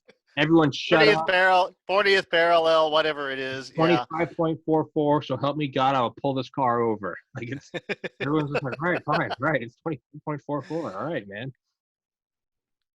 But yeah, but the thing is that having these standards is what makes it possible for, like think about all the shit that went into a Saturn V. Yeah. For the Apollo program, all the different places that all that stuff was made, and they fitted it all together. And for the most part, it worked the first time. So you don't do that now in aerospace. They're using the grade 0 blocks. They're doing it real careful. Okay, it's not like, but actually, Johansson's company was in trouble because of I think the Depression came along, and he was saved by Ford Motor Company. They bought it out and invested in it in order to keep that business afloat when it was having financial troubles. So, this is something that some of the early manufacturers recognized the importance of it. Mm-hmm. And like I keep saying, the modern world would look very different if these things didn't exist. The reason that this fiberglass ruler is so accurate is that a whole bunch of machines were calibrated so that when they put the ink and the copy, the etch resist and all the stuff on this, it's very accurate. And this all, and in a very real sense, this all goes back to gauge blocks. Fuck. That's how they keep things synchronized all over the world, so that when we make, like I said, you make a piston in Korea and put it in an engine block that was made in Detroit, it fits. So now what is the need for these taller, like if we get past like 100,000ths of an inch, like what is that? Is that laser technology? Is that future computer chip? Well, when you get past micro inches, you're really in a realm where solid matter no longer is Yeah, capable of maintaining them anyway. yeah. So there you really are in a realm where That's atomic forces are starting to more intrude powerful. on things. Yeah, Well, it's like microprocessors. We talked about how they're getting the features to be so small that they're acting more like a line of atoms than yeah, a wire. yeah, And yeah, that's one of the problems they're running up against. So when you start looking for physical tolerances better than 1 part in a few 100,000, it's very hard to find any kind of solid matter at all that can maintain those tolerances in a realistic situation. It's going to stretch like taffy as far as you know the temperature and the pressure and the forces are going to squish it and stretch it, and it's just, so it becomes impossible. So really, these things have the tolerances they do because they are at the limits of what you can do with physical matter. Uh, the next best thing to a gauge block is an optical interferometer.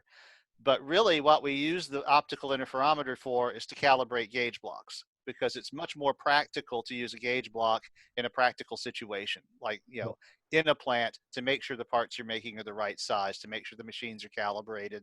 It's much easier to use gauges made of matter than it is to try and use optical techniques.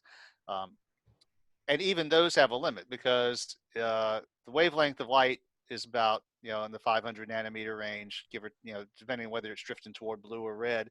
Well, that's half a micrometer.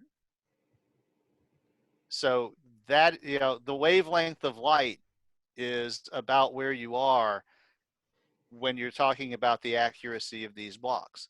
Now, there are techniques that you can use to go beyond that, and they have to use those doing integrated circuits, for example, because they're doing things like 12 nanometer processes and God knows what.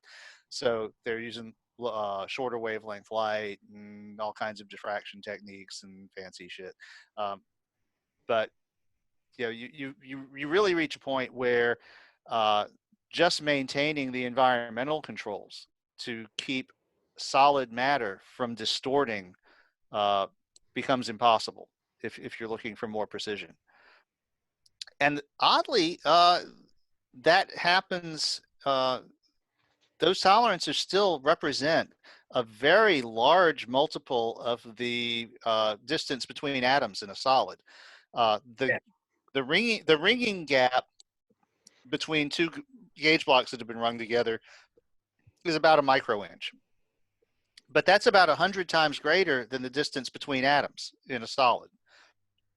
That's why no one is really sure how ringing works, because yeah, it acts more like an electrical phenomenon than anything else. But if it's electrical, it's not even closely related to the atomic shell forces that hold matter together in normal circumstances. yeah. Um, so it's and it's kind of hard to get devices inside that millionth of an inch gap to try and probe what's going on in Yeah, there. yeah. I'm just, yeah. What, like, I don't.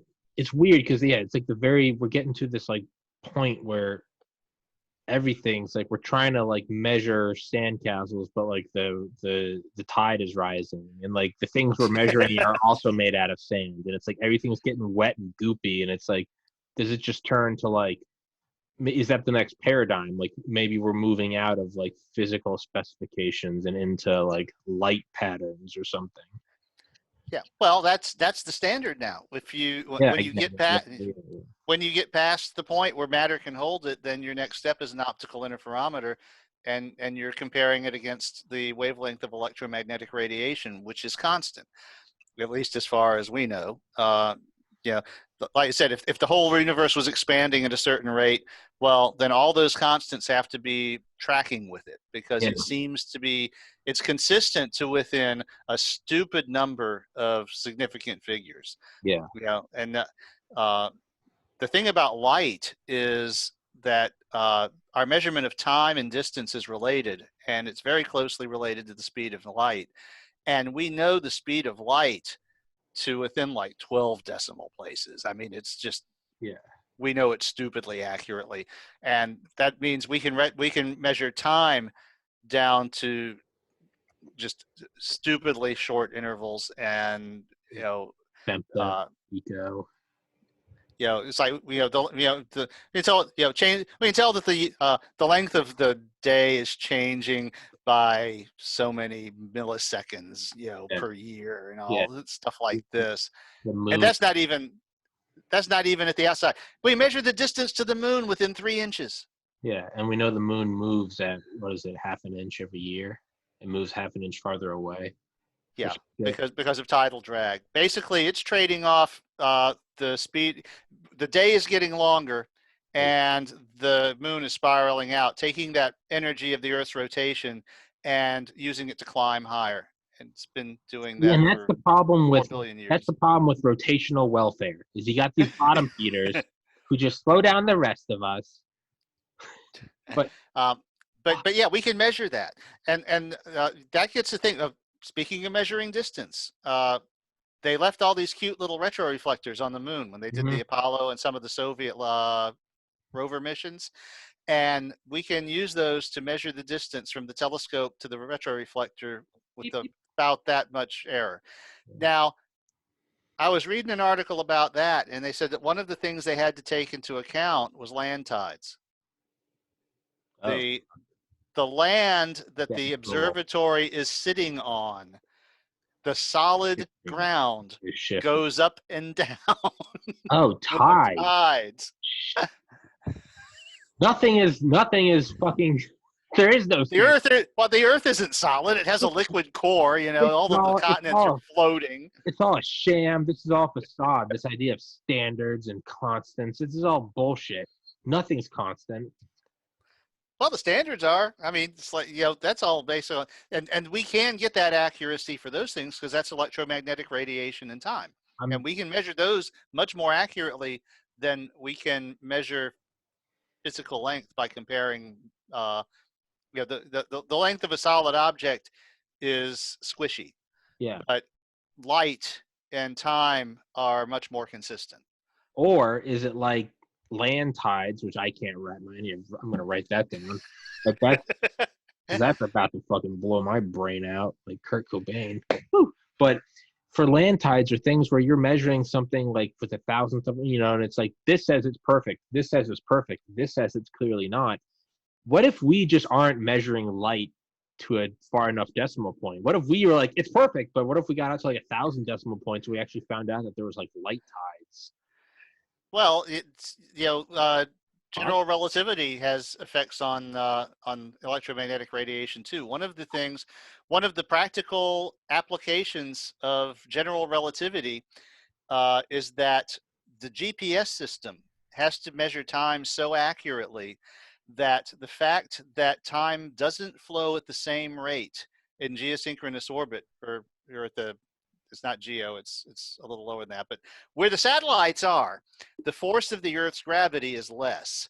And general relativity says that that means time travels at a slightly different rate.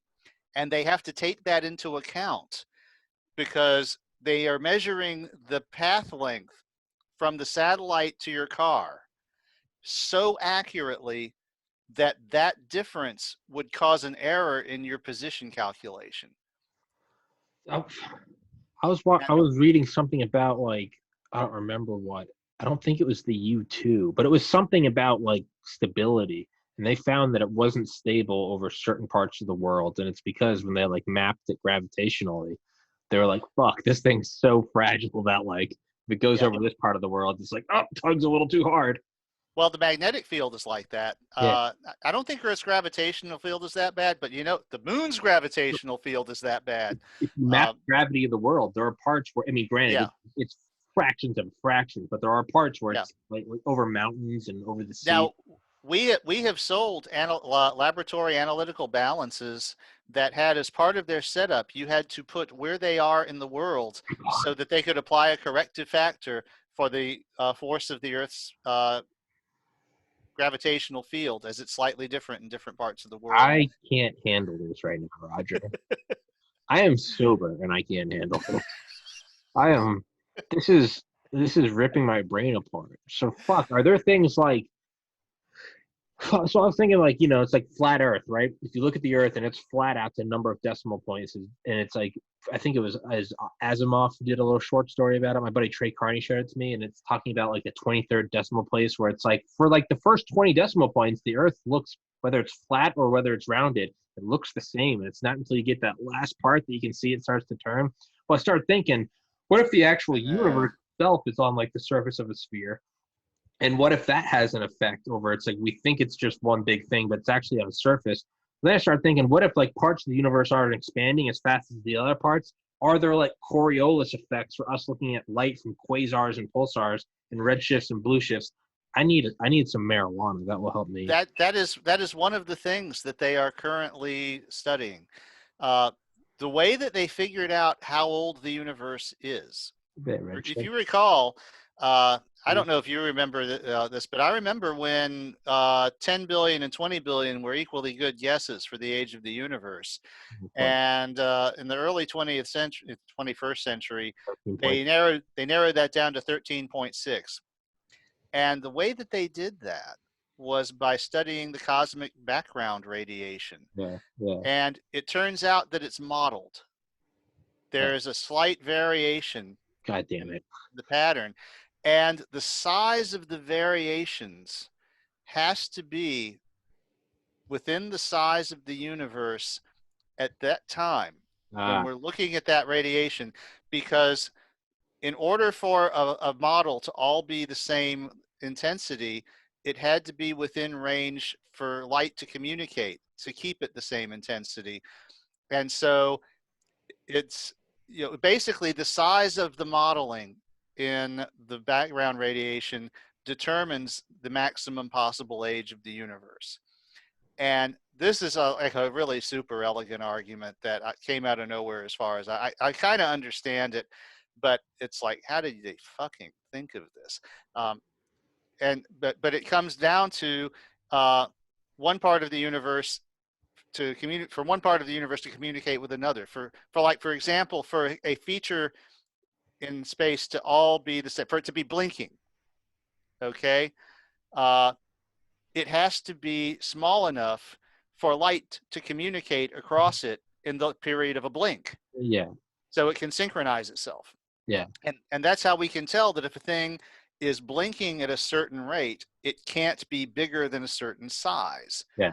And that's what blows people's minds about some of these like really distant phenomena that we can tell are 10 billion years away, and we can see them from here, but they can't be any bigger than our solar system because they change brightness in a synchronized way in a matter of hours. So that means that something has to be pouring out just stupidly incredible amounts of energy from a very small object. And we can tell that from here because that's the only way that such a physical process could work. Even if we don't know what the process is, we can tell what its limits are, and what its parameters, how much energy it's putting out, what that density is. And in a lot of cases, it's just like, well, there's only a few things that can explain this, and most of them are black holes. So, yeah, right. And then there's, oh no, I was gonna say, yeah, I think I brought this up with you. Like, how do we know that it's like if you had a camera that didn't have a high enough frame rate, and like I shot a bullet or whatever, you could only capture, or you could never capture it in that frame, right? It would be like, well, you don't know what's happening beneath that frame rate. That's what I was thinking, is like, I think it was with you I asked this too. What if the speed of light isn't like the smallest possible space is like the speed of light over Planck time, because it's the fastest thing over the shortest time, so that has to be the smallest space. But the Planck distance is way smaller than anything we can measure, so we don't really have any way to probe that at the moment. Yeah. And it's kind of doubtful with currently conceivable technology that we will. I mean, fuck, we're still trying not to we're trying to wipe the rust off of our gauge blocks. Yeah. Yeah. It's like we left the gauge blocks in the fucking pickup truck. You know the LIGO, the Laser Uh-huh. Interferometer Gravitational Observatory, they can Uh-huh. detect black holes colliding and all that. Uh-huh. Those signals that you got these things miles long, L-shaped things. So they're measuring this mile long thing against this miles long thing, Mhm. and the distance change that they are measuring is like 1/4 of the diameter of a proton. Fuck. It is like, how are they fucking doing that? You know, and there were, I read an argument, they were even like, oh yeah, you know, if there was a collision like this in the Milky Way, we probably wouldn't be able to study it because it would swamp the dynamic range of our instrument. It would be too loud. They built this thing to study shit that was happening 10 billion light years away. I can't handle this. I really can't. But I'm you know, this is the thing though. You start looking at things like Apollo denialism and the flat earthers and all. It's like there is so much like this, and it all fits together so perfectly, and it all works so well. And in fact, so much of our world wouldn't even be possible if any of that wasn't true. yeah. That it's like, okay, I understand. It makes you uncomfortable to think that we are in this infinitesimal speck of dust hanging in the middle of a vacuum, in the middle of nowhere, and the whole universe is 50 orders of magnitude bigger than we are. But you know what? If that's not the case, you got a whole shitload of explaining to do as to why things work. Yeah. Because it's not why things don't work, or it's not why, but it's no, things work. Yeah. Stupidly precise things work reliably.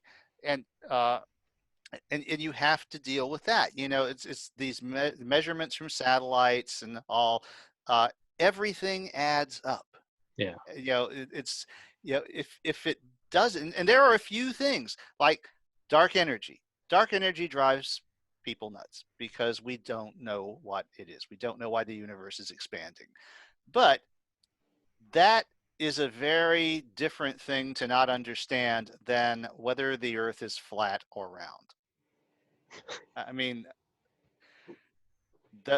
those two things are not similar levels of Yeah. doubt. You can't put them together. You can't be like, all right, you know what? Like, I don't understand calculus, so no wonder I can't tie my shoes. And it's like, no, but like, yes, they're on the spectrum of things you don't understand, but those are not the same. Yeah, and so it's this is the thing, is that there are worlds out there of things like, this is why I wanted to show you these. Yeah. Today's entire talk was to get to the gauge blocks and the magic sticking together, and we don't know, after using these industrially for 120 years, why they stick together when we ring them. But it's a very useful thing that we use every day, and if someone ever does figure it out, they probably got a Nobel Prize waiting for Roger, let's figure it out because them. now I'm curious. I thought you were going to tell me the answer when you're like, why do they work? I was trying to guess it. I was not expecting no one It's knows. one of those things that blows people's minds. It's like, you can tell whenever people are being taught about gauge blocks, you can tell the guy, whoever is teaching about gauge blocks, they are just waiting to get to the point where they can say, and we don't know why they stick together. Yeah. Because you're like, no, seriously, why do they stick? No, we really don't know. We use it every day, but we don't know why it works. See, And it was like, how can we not know why gauge blocks stick together? That's, but it's just one of those things. it Yeah. just does, right? It's almost kind of like the consciousness, right? Like the hard question, like how does 3.5 pounds of protoplasm create thoughts and humor? And it's like gets to a point where you're like, like we should find it out, but it also doesn't matter, right? It's like Yeah.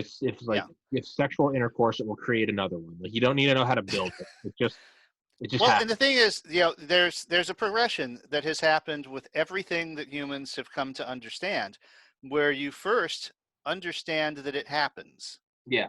and that Building it's blocks, possible and that blocks. it's consistent, Yeah. and then later you learn how and why it happens. Like the fold. Before you can learn how it happens, you have to know that it happens, and you have to be, you go through this period when you're just observing it, Yeah. and eventually the pieces fall together, and you come up with a way to explain it, uh, that that maybe makes sense. Yeah. The number of things that have been explained in the last 20 years has been astonishing. Now you got to remember, when I was a kid, I had a book about the planets, that had an Yeah. artist's impression of the Yeah. surface of each planet, and that's what they were. They were artist's impressions. Yeah. They were drawings, like cartoon drawings, because that's all we had.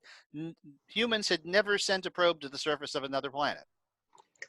By the late 60s, we had actually sent a couple to the moon right before the Apollo program. But as far as Mars, Venus, all them crap, we had no idea what they looked like, and we were dead wrong about almost all of them when we actually got there. The thing about colliding black holes, colliding neutron stars, the LIGO thing. Now there's two observatories. There's LIGO and there's another one in Europe. And one day they got a signal that didn't look like two black holes colliding. It was different. And they realized that this was theoretically similar to what they would expect two neutron stars to look like when they're colliding. Now, there's a difference, though, between a black hole and a neutron star. You can see a neutron star because it's not a black hole. So they started to realize that this might be something that they could find with an optical telescope. So they had two observatories. They were fortunately both online at the same time. So they could they had a record of the time signal. And so they could reduce it to a ring. Yeah. They could tell that it had to come from some point on a ring around ring around the Earth, a ring around the universe. Yeah. And so they went looking for it, and with a couple of educated guesses, they found it. And what was interesting about that was there's always been a mystery about where the heavy metals like platinum and uranium and gold come from. Yeah. And this one observation was loaded with atomic spectra for these heavy elements, and they realized that one observation single-handedly explained where all of those heavy elements in the universe came from. It was, that it took something that had been a complete mystery and closed the book on it, because you could calculate the frequency of which these collisions were likely to happen and look at this one collision that we had observed and say, this is how much it created. This is how many of these things it created. We can integrate this over the length of, over the time span of the universe and say, yep, that explains where all the gold came from. Fuck. And that happened in the 2010s. Yeah. Oh, fuck. Yeah. I was going to say, yeah. Because that was, yeah. Because there's that, they know the first round of supernovas, right? That's what bumped us up to helium. Yeah. They know that. Yeah. Well, yeah. The first rounds of supernovas get you to iron. But yeah, because when the star is dying, it starts to, it goes from burning hydrogen to burning helium, which gets you up to carbon, which gets you up to nitrogen, the heavier elements, up to iron. And the problem is when you fuse iron, it takes energy instead of releasing energy. So after iron, you get bupkis until the implosion. And the implosion creates such high pressures that you get some higher level elements out of it. But none of the theoretical models could account for the amount of these elements that we see are actually here on Earth, where we can study them. And with this one observation of a neutron star collision billions of light years away, it was like, oh, that's where it came from. It's like when the age of the universe, 13.6 billion years. It used to be like, well, it's probably at least 10, and it might be as much as 20. And that was considered very learned, because you got to remember when Edwin Hubble started doing his sky surveys, no one even knew that anything existed beyond the Milky Way. Yeah, island universes. Yeah. Like, what the fuck is that? Is that another galaxy? Like, bullshit.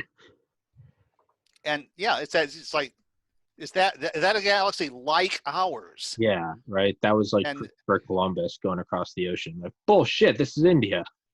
then you had like the Hubble Deep Field, and it's like not only there are a lot of galaxies, there's a whole metric fuck ton of galaxies. Yeah, and the there's the ultra deep field, and then I think they did the extreme deep field, and it's just like it's just it's just ammo for smoking pot when you're 20.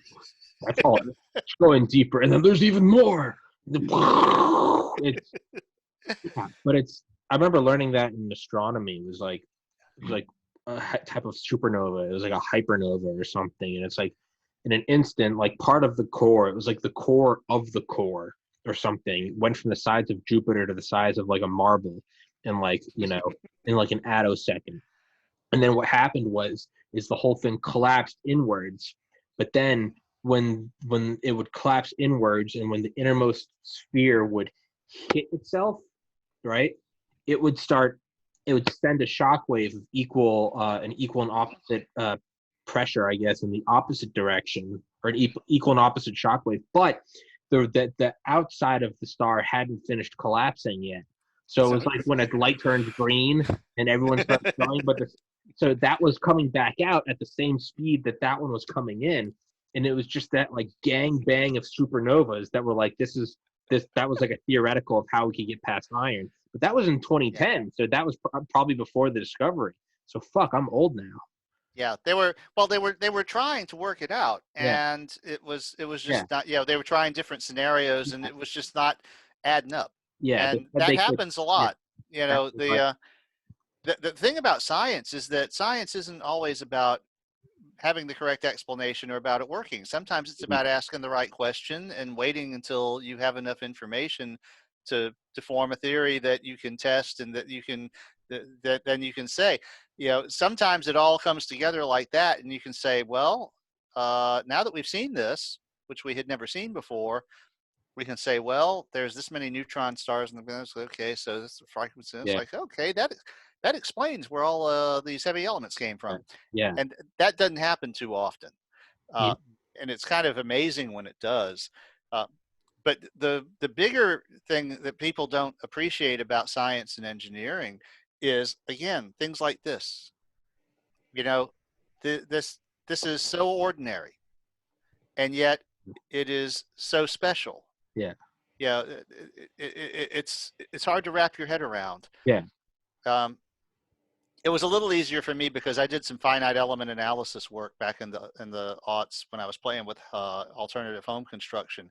And when you do a finite element analysis on a structure, it exaggerates all of the stress uh, things, the changes in dimension and the stresses. So you can see how your structure is deforming. It magnifies those deformations when it does the animation. So you can kind of see the rubberiness of solid matter in a computer simulation. But the thing is, again, most people don't even know these things exist, and they're fundamental to our entire modern world. I didn't. I mean, I knew from there's like that Yeah, example. I've spent my entire life studying, working in a field that's concerned with measurement, and I didn't know they existed until a few years ago. So, unless you have some reason to work with them, then you've probably never seen one. Yeah, yeah, right. It's so I was thinking of like so like when we learned that in astronomy, and this was like August 2010 when I learned that, and they were like, yeah, that outwards colliding and that inwards colliding, and they're like that could explain the creation, but they're like that only creates a little bit per hypernova, and so it couldn't do the whole thing. But then I got thinking, as you were saying, looking out at these external elements, but then I was so we can look at the atomic spectra of shit and see which planets have oxygen or organic molecules. What if we could find the limit to which naturally what like the upper limit of naturally occurring heavy elements? What if we could start creating synthetic elements that were still stable but just can't happen by accident, like element 250? But then what if we could start looking out at like nebula and shit, or seeing other planets and seeing if we could get the atomic spectra of these going off? And would that mean there's another intelligent civilization nearby, because that's the only way you could get element 250? Well, Oh, fuck it. actually, Oh, it's now that we have the neutron star thing, you're pretty much going to get everything possible as a neutron star falls apart. because it's the opposite of taking small elements and combining them into bigger ones. There you have what amounts to a giant atomic nucleus, and it's unstable, so it's falling apart. It's actually fissioning. Roger, don't ruin my fun. I just had my eureka moment, and you just took it from me. I barely even held the trophy.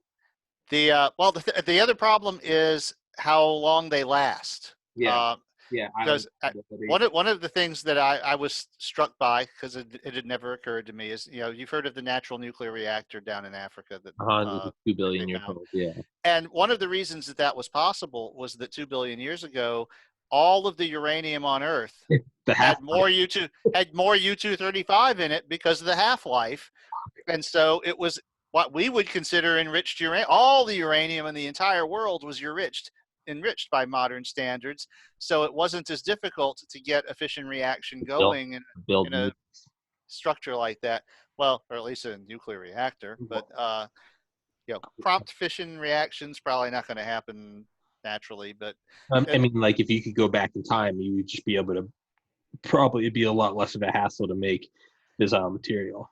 Well, you wouldn't need as large of an industrial thing, but you would still need quite a bit, because you're talking about, like 1.4% versus 90%. Yeah. So you would still need to enrich it to a certain extent.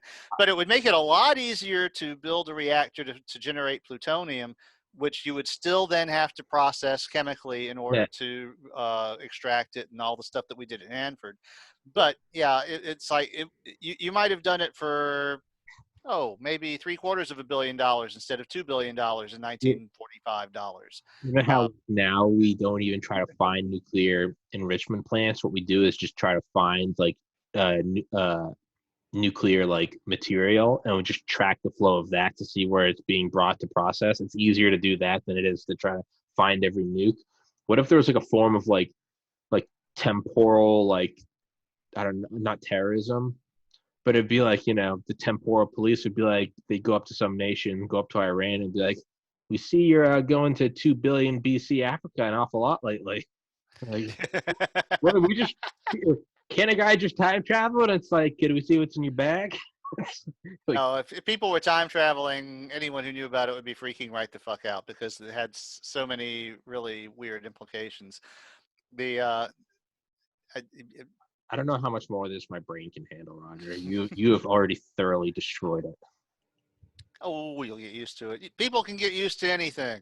That's Well, so I just ripped your worldview apart. That's Yeah, just get on a darker. You'll thank me in the morning.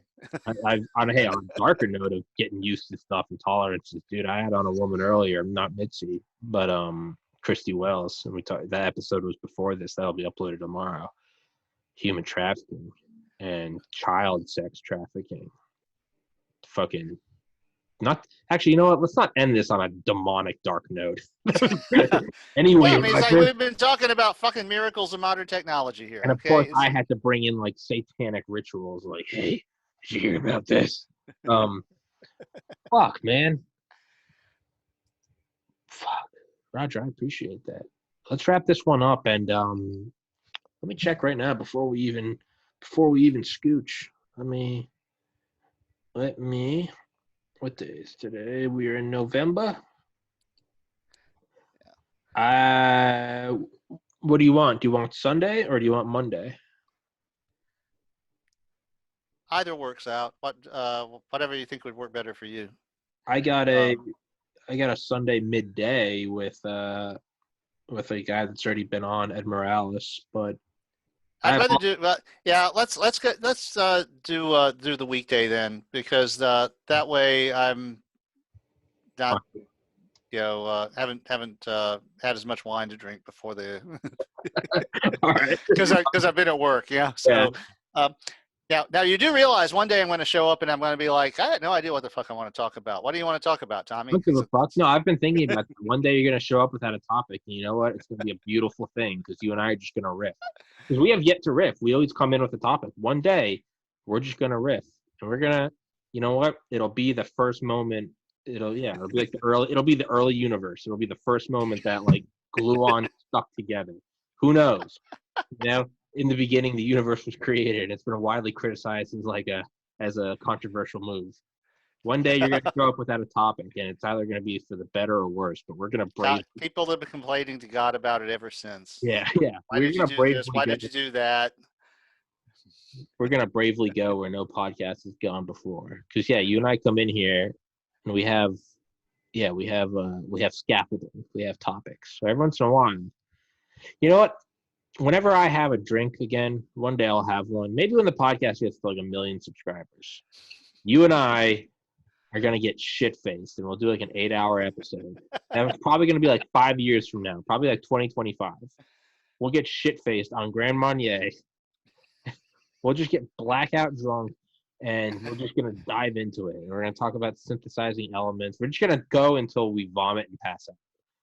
The episode is just going to end. The final hour is just going to be both of us snoring until someone wakes up and turns it off. Sounds like a plan. Sounds like a plan. All right, so I'll put you down for Pearl Harbor, December 7th. Oh, okay. Yeah. And we'll do 5 o'clock again. My time, 6 years. Yeah. Whatever works best for you. Is this best time? Yeah, because the nice thing is it's not early enough to interfere too much with work. I can knock off a little early to do my final preps, but it's also not so late that I can't like watch a TV show or something afterward if I want to, you know. Yeah. I got a DVD in the mail from Netflix. The parrot is kind of tapping his feet. But it's I got a few rabbits to pull out of hats from. Yeah. My goal is to drain them all out of you until I get you to show up and you go, I got nothing, and that's where the magic's going to be. Yeah. Well, yeah. Hey, dude, necessity's the mother of invention, and desperation's the drunk uncle. So we're going to figure this shit out. That sounds. Yep. That'll work. Okay. It'll be magic. I'll let you know if I think of something. All right, my man. Well, I'll send you a link right now I'm trying to stagger episodes more because I've realized when I do like 2 a day, I'll do 2 a day for a week and I'll put out 14, and I realize no one watches 14. So now I'm just putting them out 1 a day. So I already have the episode for tomorrow, Christy Wells, for the child trafficking. That's going to upload tomorrow. And then I'm going to queue this one to upload on Wednesday morning. So this one's not going to be up until Wednesday, just FYI. Okay. Not that you but. Yeah, well, the guy who loaned me the gauge blocks is probably going to appreciate a link to it, and my dad will. Yeah. Fuck yeah. Yeah. I'll get them up, but then there's also me just being me. This one might upload. I'll be like, fuck it, it's uploaded. I don't have any patience. I think it does make sense to slow the pace down a little bit because you're going to get some fatigue and because I know I've been looking at a couple that I thought, well, this has turned out kind of interesting, but damn, he's put out quite a few of them lately, and I got stuff to do. So. Yeah. Right now I'm sitting at this. And you've had some really damn good guests lately. Thanks, man. That's not an accident. That was a lot of effort, and I believe it. I'm out of my long line of guests, and so now I'm in this like scramble mode of like fuck, just improv. I'm like put it all together. So now I'm emailing a bunch of people. I've been trying to email a bunch of authors, and then I go to Google them and they're dead. I've been really upset about that. Don't you hate it when that happens? It's fucking selfish, is what it is. I'll tell you, bud. You know, back when I was a kid, they didn't know where heavy elements came from, and Pluto was a planet. But all right, Roger, let's wrap this bitch up. I gotta go piss and go eat. Not that you asked, and not that you needed to know that, but thanks as always, man. I fucking love our episodes. I love Professor Roger. I love learning. I enjoy bouncing stuff off of you. The look in your eyes when you were like realizing this can do 1,000th of an inch and all. I was like, and you were like, wow, boggling, and I'm like, you have no idea what I'm going to do next. Bitch, look at my magic cake. You're like, what you want, man? I got 10,000, 100,000. I got 1 million. What you want, man? This is all black market measurement shit. What you need? Fuck yeah. Hey. But I appreciate it. All right, my man. Take it easy. Stay safe. God bless everybody. And, we're too close to Thanksgiving and too far from Christmas, so nobody gets a holiday wishing. Go fuck yourself.